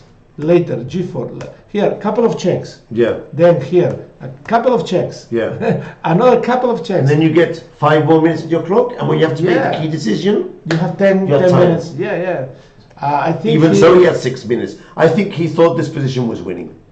And it is winning. No, this one. No, I don't think so. No? I think he just panicked. He spent 4 or 5 minutes on He the move. played g6. No, but he didn't do it fast. Look, he spent g6. He spent. But it's very suspicious to put your rook on h7. Oh no! He played it fast. He played very fast. I think he panicked here. So when did he spend his time? No, I thought he was thinking here. He played very fast. According to the computer, he played it fast. Without any reason. I mean, why to play so fast? I think he was overconfident, maybe. He thought, okay, I'm winning anyway, blah blah blah. But okay, these rook endgames are very tricky, And now I don't know. It looks pretty easy to make a draw with black. The rook is very passive on h7. Amazing. And black has a rook on g5. Amazing. This actually, I think I've seen this position in one of the books of endings I've found. Dvoretsky, I think he has this position. I'm not sure if it's exactly like this, but the rook is protecting but can't improve. And when you take it out, then the pawns fall. Black has to be careful just to cut the white king. I mean, you should not allow the white king to get to h6. No, then he's dead, of course. Yeah. I mean, if black starts to play some checks, then the king is going to h6, and this is winning for white. Yeah, here, for example, already, if he moves the rook away, then the rook comes out. This is interesting. I want to see why he loses in this variation. Yeah, because now you get the rook away. And now, can't we attack the pawns? He defends like this. Yes. Okay. Now it's different, yeah. And this is a blockade or not? This I'm not so sure. It now depends maybe on you can the go white here. Of course, you can never capture the pawn. This is risky. Yeah. This is risky. No, this is but he won't do this. I think this is winning. He'll keep his rook on this area of the Yeah, board. you need to attack the pawn all the time, rook h3, and I think that it's very simple. Check is okay. And rook h3 back. And go back. Rook h3. It's only move, but enough to win. I mean, enough to make a draw. Rook h3, and you keep the control. I mean, and white king passive. e2. Yeah. Just keep the rook here. Rook yeah? g3, yeah, both. But only moves. He can't make one mistake. Yeah, he can. I mean, rook g3 because Rook g3 for rook g5. exactly. Attacking the two of them. Okay. Yeah. The thing is, from a3 he can't do that. Yeah. Okay, let's imagine that. Play rook g3. One moment, please. Just a moment. Play rook g3 here. No, I mean, he's trying to trick him. I tell you what he wants. Look, if you play, let's play rook g3. I'm coming with king d1. Look, now you play rook h3. I'm coming with king e2. Look, now it's tricked. Yeah, rook g3. I'm playing king e1, and you play rook h3, and I play king f2. And this can be Zussman. This is a Zussman position. Black needs to be careful not to reach this position with his move. Okay. Because then there is no move. Okay. If you move the rook on the h file, the king progresses to g3. Yes. If you move the rook to a3, then rook gets out, and there is no check on a. Wow. I mean, you need the king on g2 or h2 to be able to. And it's very tricky. This is a bit like when you're distant opposition, yeah? Yeah. You go far away, try and come back with a trick. Yeah. Quite And funny. then, okay, the king needs to try to reach f2 when the rook is on h3. Yeah. So This is like these squares that are conjugated squares, no? Yeah. When you go here, I have to be here. And when you do this, I have to do this. yeah, but if, for example, we reach the position with the rook on g3 and the king on e2, Yeah. So let's just try and go. finally the king will have to come Oh, back. this will be lost. No, 396. This means it's a draw. I think. I When think so. all the variations are the same, it's a draw. I mean, while the king is so far, it doesn't matter. Doesn't matter. The problem is when the king gets closer, you play rook h3 to rook g3 all the time. But you have to be careful because when here, for example, if you play rook g3, look, play rook g3, I play king e2, and then what? And then what? So I need to play king f3 here. Rook f3. Or rook a3, yes. This is you winning, but it's the same advantage. But now what if rook a7? Sorry, We attack like this, no? rook f. And this. No. Rook a7, man. Rook a7. Rook f5 is lost because h6. Ah, because there's no check. But now rook Ah. h3. Rook h3. But then he defends with rook a5. That's what we're looking for. But now king g7. But this is the position we're not sure about. King e2, king h6, king f2. And now I go away. I think this is a draw. It's a solid blockade. Rook b3, yes. Let's see what's happening here. No, I think this is a draw. Yeah, it's a blockade. You just go to the end of the variation and you see it's a draw. You need to make sure that you reach the h6 with the But king. maybe some of the moves are forced moves, so maybe it's not so easy. Yeah. Yeah.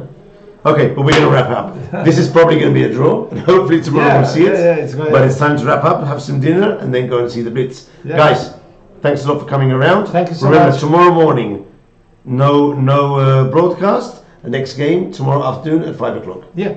See you tomorrow. See you Bye. tomorrow. See you in a while, Miguel. Qué difícil este final, ¿eh? Buah. Son los finales de torres, son los cargas diablo, macho.